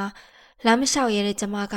ကားစရာအကြံဉာဏ်ကိုမလိုက်နာပဲဒီအတိုင်းလျှောက်ခဲ့တော့လမ်းတစ်ဝက်ရောက်တာနဲ့ကျမကလေးပါဖက်နှက်လေးပြက်ရော။အိုးဒုက္ခပါပဲကျမဖက်နှက်ဝယ်ရတော့မယ်။အိမ်ချောင်ဝင်းနဲ့ဝင်တာနဲ့အိမ်ရှိကအန်တီကတော်ကလေးတရမ်းရမ်းနဲ့ပြေးထွက်လာရင်နှင်းနဲ့ဆရာနဲ့လွဲကြပြီထင်တယ်ဆရာနေတိုင်းသွားကြုံနေတာ9ရက်6ရက်ရှိပြီဒီမှာတော့တဲ့အော်ကိုရဲ့15ရက်ခွဲခွာထားခဲ့တဲ့ကျမရဲ့အင်္ဂလိပ်ထဲမှာတော့ဖြစ်ချင်တိုင်းဖြစ်လို့ထမင်းစွဲဝိုင်းလေးပေါ်ကဟင်းပကံလုံးထဲမှာစစ်လိပ်ပြားတွေအပြည့်ကျန်းစင်လေးပေါ်ကအရာပြီးမှလဲစာရွက်ပိုင်းနေနဲ့စစ်လိပ်ပြားတွေမဖြုတ်ရသေးတဲ့ခြံအောင်ကတပိုင်းတစားတင်လျက်ဆောင်းတွေကအပုံလိုက်တော်တော်ညစ်ပတ်တဲ့ကိုစပွဲကုံအုပ်ကြီးပေါ်ကစောင်းတန်လေးကိုတိုးထီနှုတ်ဆက်ရင်ကိုကျမတီတို့ကြိမ်မောင်းမိတယ်။စာရွက်ပိုင်းလေးတွေကိုစုပြီးသိမ်းဆဲလိုက်တော့ကိုလက်ရည်လေးတွေနင်းတော့ပေးထားခဲ့တယ်လွဲနေမှာဆိုလို့နင်းကိုလွမ်းတယ်။နင်းတော့ပေးထားခဲ့တယ်လွဲနေမှာဆိုလို့မနေ့ကဘာဖြစ်လို့နင်းပြန်မလာတာလဲ။ကိုနင်းကြိုက်တဲ့ဝတ်သားရင်ချက်ထားတာ။နင်းတော့ပေးထားခဲ့တယ်လွဲနေမှာဆိုလို့ဒီနေ့လဲနင်းပါမမလား။နင်းပြန်လာမှာပါနော်ဒီနေ့ကိုအိမ်ပြန်ရောက်ရင်တော့ကိုနဲ့လွဲပြီးအိမ်ကစောင့်နေတဲ့နင်းနဲ့တွေ့ပြရစေနင်းကိုစီပြန်မလာတော့ဘူးလားကိုသွားကြုံနေတော့မဲနင်းဒါပေမဲ့နင်းကိုစီပြန်မလာတော့ဘူးထင်ပါရဲ့စာရွက်ပိုင်းလေးတွေကိုကျမတယူတရနိုင်ဆိုင်လိုက်မိတဲ့အချိန်မှာပဲနင်းကျမရဲ့နှစ်စစ်ချိုးခောက်တီးလေးကိုကင်လို့ကိုရဲ့လေကြည်စမ်းနင်းမိုးတွေရွှဲလို့နှကမ်းမွေးရှိမုတ်စိမ်မွေးထူလက်ပြင်းနဲ့ပိန်လင်းညင်းတိုးလူတယောက်ဟာကျမရဲ့ကိုလားမျက်မှန်အောက်ကရီဝရာကတောက်ပနေတဲ့မျက်လုံးတွေကတော့ကျမရဲ့ကိုပါမိုးဆူရွှဲနေတဲ့ကောင်နဲ့ကိုရင်ခွင်မှာတိုးဝေးဖိကရင်နှင်းနောက်ဆိုပြန်မပြေးတော့ပါဘူးလို့ကျမပြောတော့ကိုကခွေးမလေးတဲ့ကျမနရွက်ဖျားလေးတွေကိုညင်တသာကြိုက်တယ်သွားလူဆိုးလူညစ်ပတ်တအိမ်လုံးညစ်ပတ်ရှုပ်ပွားနေတာပဲတုံးဖက်ဖြစ်တဲ့ကျမလက်တွေကိုကိုကမြဲမြဲဆုပ်ကင်ထားရကမျက်နာတီနဲ့အဲ့ဒါနင်းကြောင်ပေါ့နင်းပါဖြစ်လို့ပြန်မလာသေးလဲ10ရက်မြောက်တဲ့နေ့ကတအိမ်လုံးတန့်ရှင်းတက်ရနေတာပဲကို့မယ်ပြင်ဆင်ထားလိုက်ရတာထမင်းလက်ချက်ထားရသေးတယ်ကောင်းနေနင်းနော်နေအောင်ဟော်ရီမယ်နင်းကြောင်ဖြစ်တာတခုဒီနေ့မနက်လက်ဆက်ဖြစ်တာဟဲ့တော့ထီးကလေးနဲ့ပူးတွဲပစ်ချထားတယ်ကိုတည်ဖက်အပြက်ကိုကြည့်ရင်ကျမရည်ကျင်လာတယ်ဟော်ရီမှာကိုကြောင့်ဖြစ်တာလဲတခုရှိသေးတယ်ကိုလာမကြိုးလို့လေဖက်ပြက်လေးနှစ်ဖက်ကိုကြည့်ရင်ကျမနဲ့ကိုရည်မိကြတယ်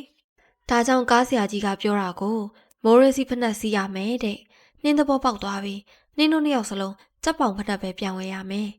ကျမပြောတာကိုကမရည်ပဲငြိမ်သက်သွားတယ်ပြီးတော့မှခတ်တူတူပြောတယ်လာကထုတ်ဖို့10ရက်လောက်လိုသေးတယ်နင်းရဲ့နင်းမှာပတ်စံရှိပါတယ်ဘားနဲ့မေကြီးကပြန်ကနေမိုးဝိုးပေးလိုက်တာနင်းကမတောင်းပါဘူးကိုရဲ့တပြင်းချတန်းဟာတနာစရာကောင်းပါတယ်ရန်ကုန်ရဲ့ဩဂတ်စ်လမိုးမောင်ပုံကတိတ်ကြောက်စရာကောင်းပြီမိုးရွာပုံကလည်းရက်ဆက်လွန်ပါတယ်အန်ဩစရာတနာစရာကောင်းတဲ့လူငယ်လေးတယောက်ရဲ့မျက်နှာအခန်းပေါက်ဝမှာနောက်ပြောင်ရက်နေသလိုပါပဲစွတ်ကျဲအင်ကြီးဖြူပစိုးကွက်စိတ်အပြာရောင်လေးတင်းတင်းဝင်လို့အခန်းဝပေါင်မှာခြိထားတဲ့ဝါယာကြိုးကွင်းထဲမှာတင်းကျပ်စွာစီးနှောင်ပြီးသားဖြစ်သွားတဲ့သူ့လေပင်ကလေးခေါင်းကလေးငယ်ပြီးကြည့်နေသလိုမတ်တက်ရလို့ သူသေဆုံးသွားခဲ့ပြီတဲ့။သေခြင်းတရားကိုကျမနီးနီးကက်ကက်တခါမှရင်မဆိုင်ခဲ့ဘူးပါ။ကျိုးဆွဲချတတ်သေးခြင်းနဲ့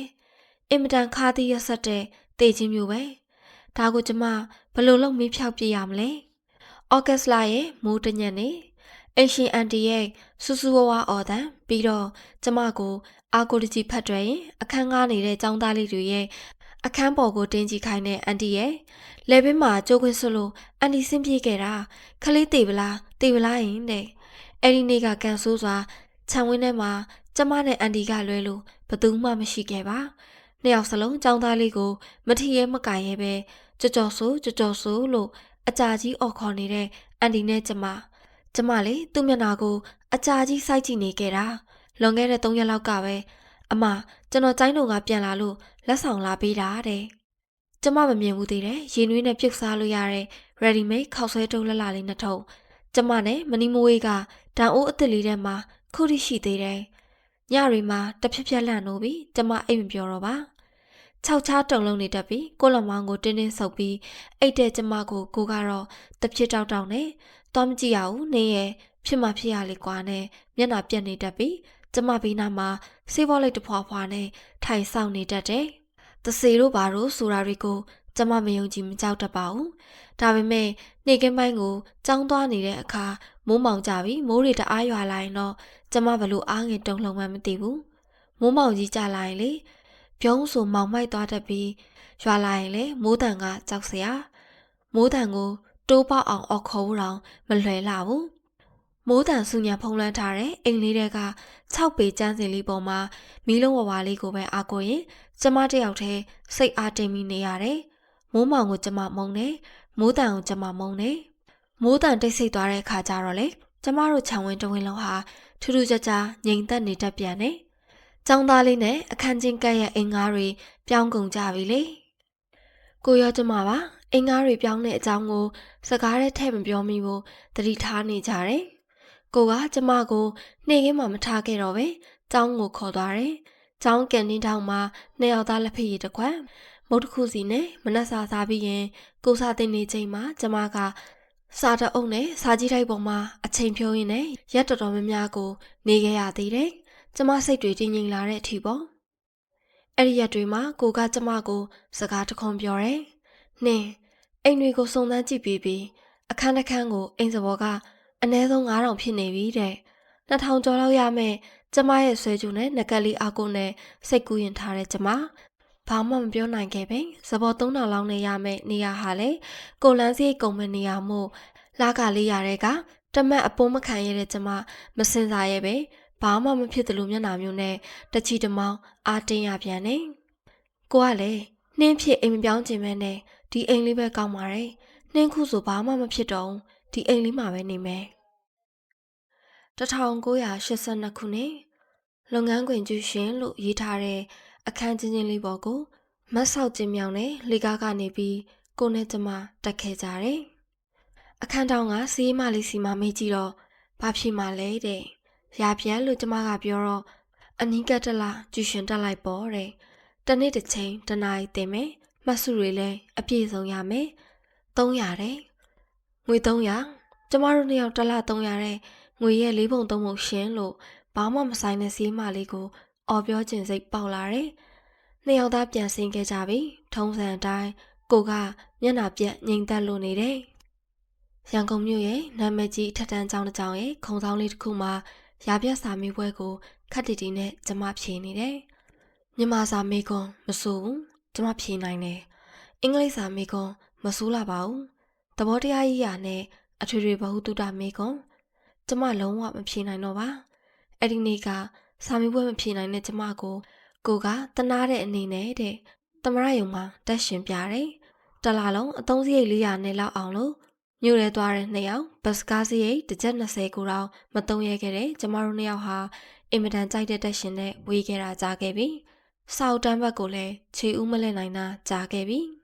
မြမတန်စီစဉ်ထုတ်လွှင့်ကြီးညာသူတဲ့ဘွဲရသူတိုင်းရှောက်ထားနိုင်တဲ့စာမေးပွဲကြီး30ပြီးနိုင်တဲ့ဘွဲရသူတိုင်းဝင်ရောက်ဖြေဆိုရှောက်ထားနိုင်တဲ့အလုပ်တစ်ခုပေါ့ရာပြက်ဆိုတာထက်ကျမပိုပြီးစိတ်ဝင်စားတဲ့အလုပ်ပေါ့ရည်စရာလဲကောင်းတယ်အလုပ်ယူနေတဲ့ကျမဟာ ဘေးအိမ်ရေဒီယိုကအစီအစဉ်ကြီးညာသူအမျိုးသမီးတန်ကိုတေချာနာထောင်တိုးတိုးလေးလိုက်ပြောကြည့်သတင်းကြီးညာကြီးရာပြက်ဖြေတော့ငါဖြေခဲ့တဲ့မိကုံတွေကိုပြန်ကြည့်ကိုလည်းတချင်းနဲ့ပတ်သက်တာတွေပါမေးကြည့်နေ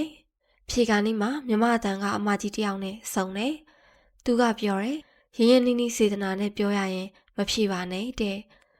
ဒီလိုမျိုးဟာကျမတို့လိုလူမျိုးတွေအတွက်မဟုတ်ဘူးတဲ့လေဒါပေမဲ့စိတ်ခက်ပြက်နဲ့ပဲဆွဲမလျှော့စတန်ကျမဝင်ဖြေခဲ့တယ်ဘာဖြေရမလဲဝင်ဖြေတော့ကျမစာမေးပွဲကြတာပေါ့မိဘဆရာအသိဆွဲခန့်ဆရာမတဲ့ရန်ကုန်မြို့လေကောင်ကအထက်တန်းကျောင်းတစ်ကျောင်းမှာတဲ့တလ250ရမယ်အာမခံချက်မရှိဘူးမိဘဆရာအသိကဖြုတ်ပြတဲ့အချိန်ဖြုတ်ပြလို့ရတယ်အလုပ်ယူနေတဲ့ကျမဟာဘာကူမှစဉ်းစားမနေပါဘူးရှောက်လွာသွားတင်လိုက်တယ်ကျမတင်ရမယ်ကျမမုံမဲ့တင်ချာတွေကိုပြန်လေ့လာတယ်ဒါပေမဲ့ကျမစီကိုလူတွေ့စစ်ဆေးဖို့ခေါ်စာလေးတောင်ရောက်မလာခဲ့ပါဘူးဘွဲရသူတိုင်းဖြေဆိုနိုင်သည်ဆိုတဲ့အလုပ်လေး၅ခုစိုက်ပျိုးရေးသူတေသနာအရာရှိတို့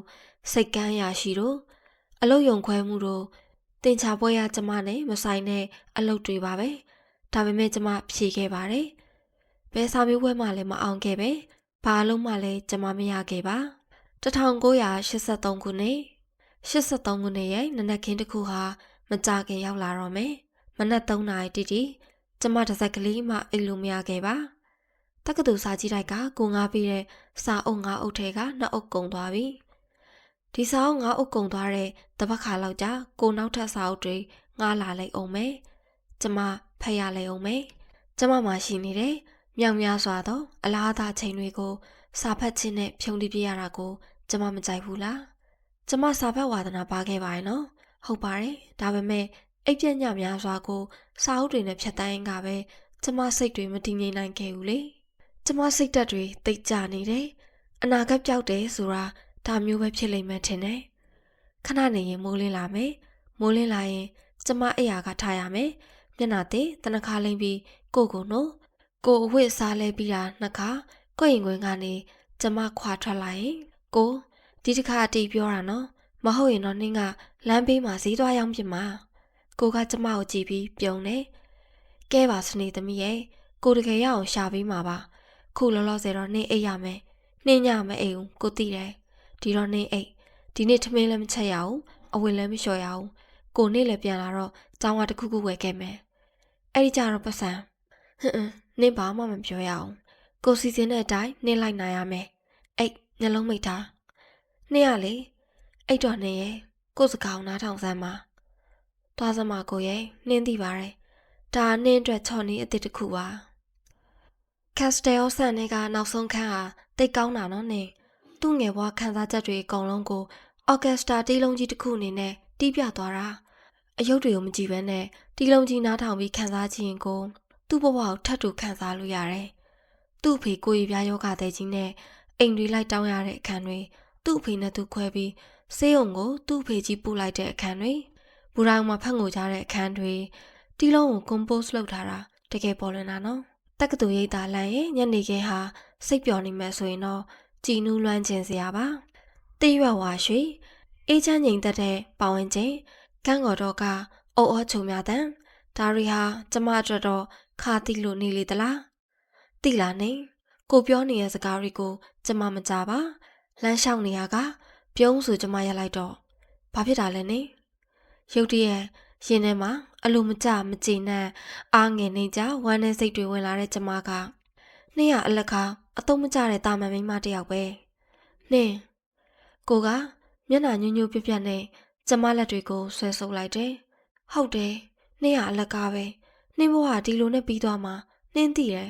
ကိုနှင်းကိုဘာမှလာမပြောနဲ့နှင်းဘာတွေလျှောက်ပြောနေရလဲနှင်းနားလေရတာနဲ့ကိုစိတ်ကိုကိုတီးဆောင်မှာပေါ့နှင်းဖတ်တဲ့စာအုပ်တွေကိုနှင်းမရှက်ဘူးလားကမ္ဘာလောကကြီးမှာနှင်းဘဝထက်ဆိုးရွားကြမ်းတမ်းတဲ့ဘဝတွေလူတွေအများကြီးလေနှင်းမှာနေစရာရှိသေးတယ်စားစရာရှိသေးတယ်လေတိတ်မကြခင်နှင်းလဲစားစရာရှိကြမှရှိတော့မှာပါနှင်းတို့လာကလေးရနဲ့ဘလို့မှမစားတော့တော့သိလားနှင်းအလုံးလုံးချင်တယ်ဆိုတာအဲ့ဒါတွေကိုနားလဲပါရဲ့နှင်းရဲ့အားလုံးကိုတောင်းထား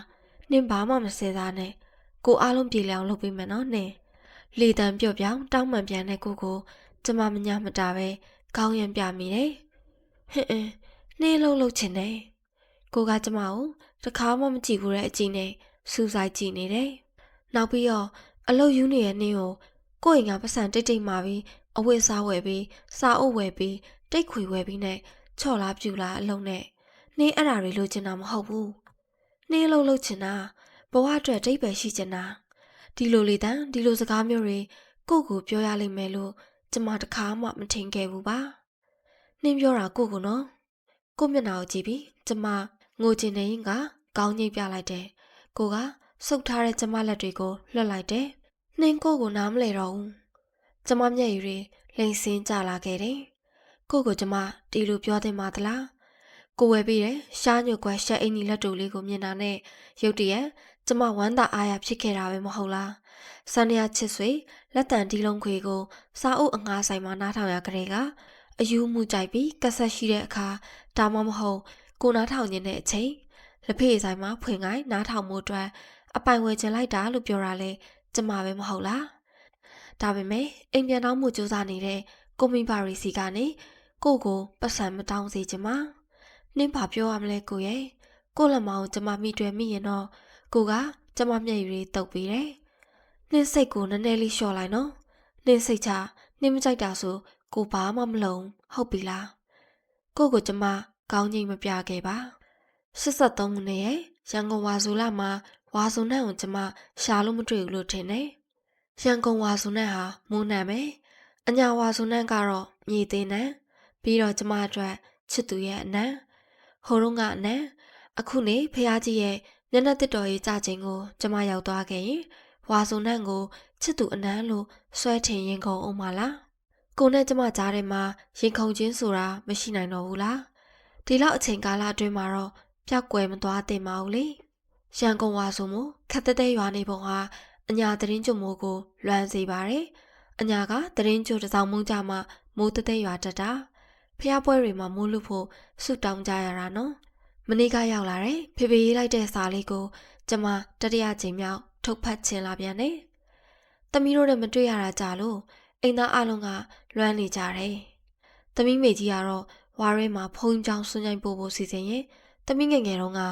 ဝါရဲဥပုပ်ဆောင်သွားရင်စိုးတာတွေကိုပြောပြီးလွမ်းနေလေရဲ့ဝါဆိုလာပြင်းနေကြီးဖုံးကြီးတွေကြွေဖို့ညာချင်းတို့ကိုမစားရလို့ဖုံးကြီးချောင်းအောက်ထပ်ဆင်းပြီးစိတ်ကောက်တာသူ့အကျင့်တိုင်းအုတ်တမန်တလင်းပေါ်မှာလှိမ့်လိုက်တာတခါတည်းမချစ်စုပြောင်းမှုပဲစိတ်လိမ့်မိနဲ့လက်ကောက်ဝင်နဲ့သွားတွေ့တာပဲတဲ့သူ့ညာပဲလက်ကောက်ဝင်မှာအမရောတေးရပါရောတဲ့ခုတော့သမီးတို့ငယ်တုန်းကလိုမေကြီးတို့လည်းဖုံးချောင်းသွားပြီးဥပုံမဆောင်ကြတော့ဘူးတခြားသူတွေလည်းတက်နိုင်တဲ့သူကပို့ကြတော့တယ်လူတွေစိတ်ပျော်ရွှင်လန်းမှာပဲစီးပွားရေးချီနေကောင်းပြီးကျောင်းငံဖျားစီကားတိုက်မြိုက်တာကွမနစ်ကသတင်းကျွတ်ဖျားပွဲတုန်းကလည်းသမီးနဲ့သားကိုအထူးသတိရကြပါတယ်ဖျားပွဲကတော့ပြောပလောက်အောင်တော့မဟုတ်တော့ပါဘူးလူတွေရဲ့စီးပွားရေးချီနေကြောင်းရခင်တန်ကအပား130ကနေ55ပါပဲဆွန်းလောင်းနိုင်တော့တယ်သမီးတို့ငငယ်ကလိုအတီးအမုတ်အငိမ့်များပါဖို့ဝေးတချို့အိမ်တွေအဲ့တောင်မခံနိုင်ကြဖေဖေတို့လည်းစွန်ရွဲမကင်စိတ်မေကြီးနဲ့လက်ဖက်ပဲလက်ဖက်ရည်တိုင်နိုင်တယ်ထမင်းမကျွေးဘူးဖေဖေစာထဲမှာပါတယ်လို့ဆိုရင်တော့ကျမမြေးလွမ်းခဲ့ရတယ်အညာဝါဆိုနဲ့အညာသတင်းကြွဟာပျော်စရာမကောင်းတော့ဘူးပေါ့နော်ဝါရဲဥပုသ်ဆောင်ပရိသတ်ရဲ့တခဲနဲ့ဖျားရှိခိုးတန်စွန်းစင်ကလူဝယ်ရီစားစရာတွေစွန်းသားเจ้าမော်ကပြည့်ရှံနေတဲ့စွန်းအုပ်တွေစွန်းကြိုင်တွေတကြောင်လုံးသိမ့်မြတ်နေတတ်တဲ့စွန်းစင်ဘဲဥကျော်နဲ့တာကူယိုနဲ့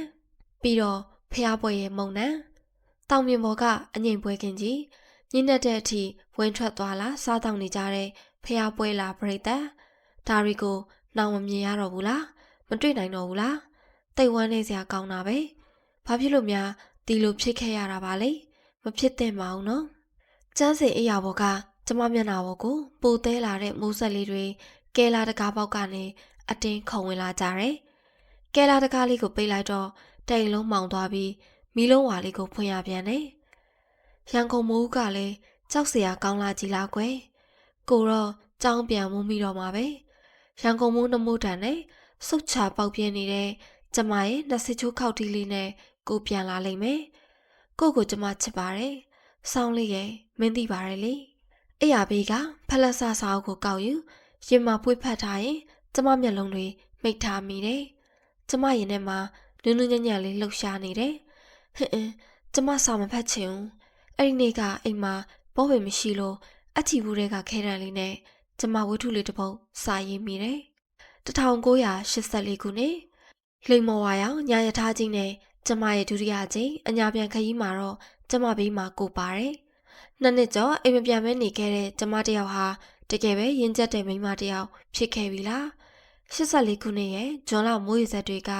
အညာပြန်ကျမကိုလိုက်ပို့နှုတ်ဆက်ကြတယ်။ရိုးရိုးတန်းထိုင်ကုန်တောင်လေးမှာကွေးကွေးလေးမိထိုင်ရင်ဝင်ထဲကပေဖူးလာမဂဇင်းကိုကျမတစ်ဖြက်ဖြက်လှန်တော့နှင်းမှာဖတ်စရာစာအုပ်တော့အုပ်ပဲရှိရဲ့နော်။သွားကိုကျမတွန်းဖယ်လိုက်ရင်ရှက်ရည်ရီမိတယ်။1984ခုမတ်လပေဖူးလာမဂဇင်းကိုကျမဖတ်နေတာ3လရှိနေပြီလေ။အိုးဘသူပြောပေါ့နော်။အဲ့ဒီမဂဇင်းထဲမှာကျမရဲ့ဝတ္ထုလေးပါတယ်သိရလား။တိုက်ဆိုင်ကျမတို့အိမ်အောင်သက်3နှစ်ပြည့်တယ်နေ84ခုနှစ်မတ်လ3ရက်နေ့မှာမဂဇင်းလေးကိုကင်ပြီးကျောင်းကနေကိုအပြေးပြန်လာတော့ကျမဘလောက်ပျော်ခဲ့ရသလဲ။ပျော်ရွှင်တုန်ရင်နေတဲ့လက်တွေနဲ့မဂဇင်းစာရွက်လေးတွေကိုတရွက်ချင်းလှန်လောနေရတဲ့အချိန်ကိုကျမဘယ်တော့မှမိနိုင်မှာမဟုတ်ပါ။ပေဖူးလွာမဂဇင်းရဲ့ကျင်းမြောက်မတ်ဆောက်တဲ့လှေကားကျင်းလေးကိုတက်နေရတဲ့ချိန်လက်ဆောင်မဂဇင်းလေးကိုလှမ်းယူတဲ့အချိန်ကျမရင်တွေတိတ်ခုန်ပြီးလက်ဖြားခြေဖြားတွေအေးဆက်နေခဲ့တယ်။ပြီးတော့ဆောင်းမူကားတဲ့ငါးချက်တန်အသစ်လေးတွေ15ရွက်ကိုကြည့်လို့ပဲမဝနိုင်ခဲ့ပါ။ကျမပစံအိတ်အနက်ဇစ်အိတ်လေးထဲမှာစာအိတ်လေးအတိုင်းရှိသေးတယ်။နင်ထမင်းမစားတော့လား။ကိုနော်မျက်မှန်အောက်ကကိုမျက်လုံးတွေကကျမကိုပြုံးကြည့်နေကြတယ်။နင်ကိုဒီလိုပဲကိုမြဲမြင်ခြင်းနဲ့နင်မျက်နှာငယ်နေရင်မျက်ရည်ကျနေရင်ကိုတကယ်မနေတတ်တာသိလား။သိပါတယ်။ကိုမနှောင်းနဲ့ခွေးမလေးကိုကကျမလက်ကိုဆွဲစိတ်တယ်လိမ္မော်ဝါရောင်ယထာကြီးတရားတစ်ခုပေါ်ဖြတ်တဲ့အတန်တဝဝကကျမရီတန်ကိုဖုံးအုပ်ပစ်လိုက်တယ်နှင်းစာရေးပြစ်တာကိုသိပ်ဝမ်းသာတာပဲနှင်းစာတွေအများကြီးဆက်ရေးရမယ်အိုးနှင်းဖြစ်ဘာမှလည်းမဟုတ်ပဲနဲ့နှင်းအများကြီးစူးစမ်းရအောင်ပါစာရေးဆရာဆိုရဲအင်မတန်ကြီးကျယ်မြင့်မြတ်မျက်နှိုးချစ်စရာကောင်းတဲ့ဘဝကိုနှင်းရနိုင်ပါမလားကိုရဲ့ဘာဖြစ်လို့မရနိုင်ရမှာလဲနှင်းရဲ့ကျမမယုံကြည်နိုင်စွာပဲကိုခေါင်းရင်ပြမိတယ်နှင်းဝတ္ထုလေးကိုကြိုက်တယ်နှင်းမှာအမာကန်ပရိသတ်တယောက်တော့ရှိပြီပေါ့နော်ကိုတကယ်ပြောတာကွနေအောင်နှင်းဘာလို့အချစ်ဝတ္ထုမရေးတာလဲနှင်းမရေးချင်လို့ပေါ့အချစ်အကြောင်းကိုစီရေးတဲ့ရည်စားစာတွေထဲမှာနှင်းရေးခဲ့ပြီလေကိုကကျမမျက်နှာကိုစူးစူးဆိုင်ဆိုင်ကြည့်နေတယ်လိမ္မော်ဝါရောင်ညရထားကြီးရဲ့မီးရောင်တွေတစ်ဖြက်ဖြက်လင်းပွင့်လာကြတယ်ရထားပြင်ဘက်မှာမောင်ရိပ်တန်းစာပြူနေပြီမိုးမလင်းတလင်းမှာရထားကြီးကြောက်စဲကိုဖြတ်တော့ကျမရင်ခုန်စာပြူလာတယ်ကျမဒီလေဒီမြေဒီအနန္တတွေနဲ့နှစ်နှစ်ကျော်ခွဲခွာနေခဲ့ရတာအားလုံးဟာဘာမှမပြောင်းလဲသလိုပါပဲနှင်းရဲ့ဒုထဝရီရေပြည့်နေပြီတွေ့လား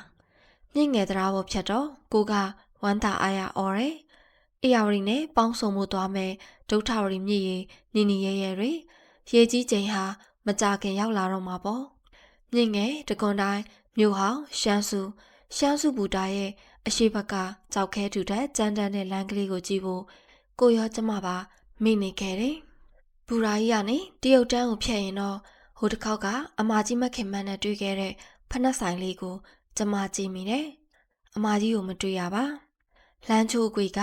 ဆွဆွေတို့မိရှိဆိုင်လေးလည်းမရှိတော့ပါလှပခံရလာတယ်တရုတ်စားပွဲရုံအကြီးကြီးကိုပဲတွေ့ရတယ်မန္တလေးမြို့ရဲ့မြင်ကွင်းသစ်ဟာတိုက်တဲ့အိမ်သစ်စားပွဲရုံအသစ်တွေကျမမရှူရှာရတာကြာပြီဖြစ်တဲ့တရုတ်တန်းရဲ့မုံငင်းကျင်နှံ့ဟာစူးစူးဝါးဝါမွေပြန့်နေတယ်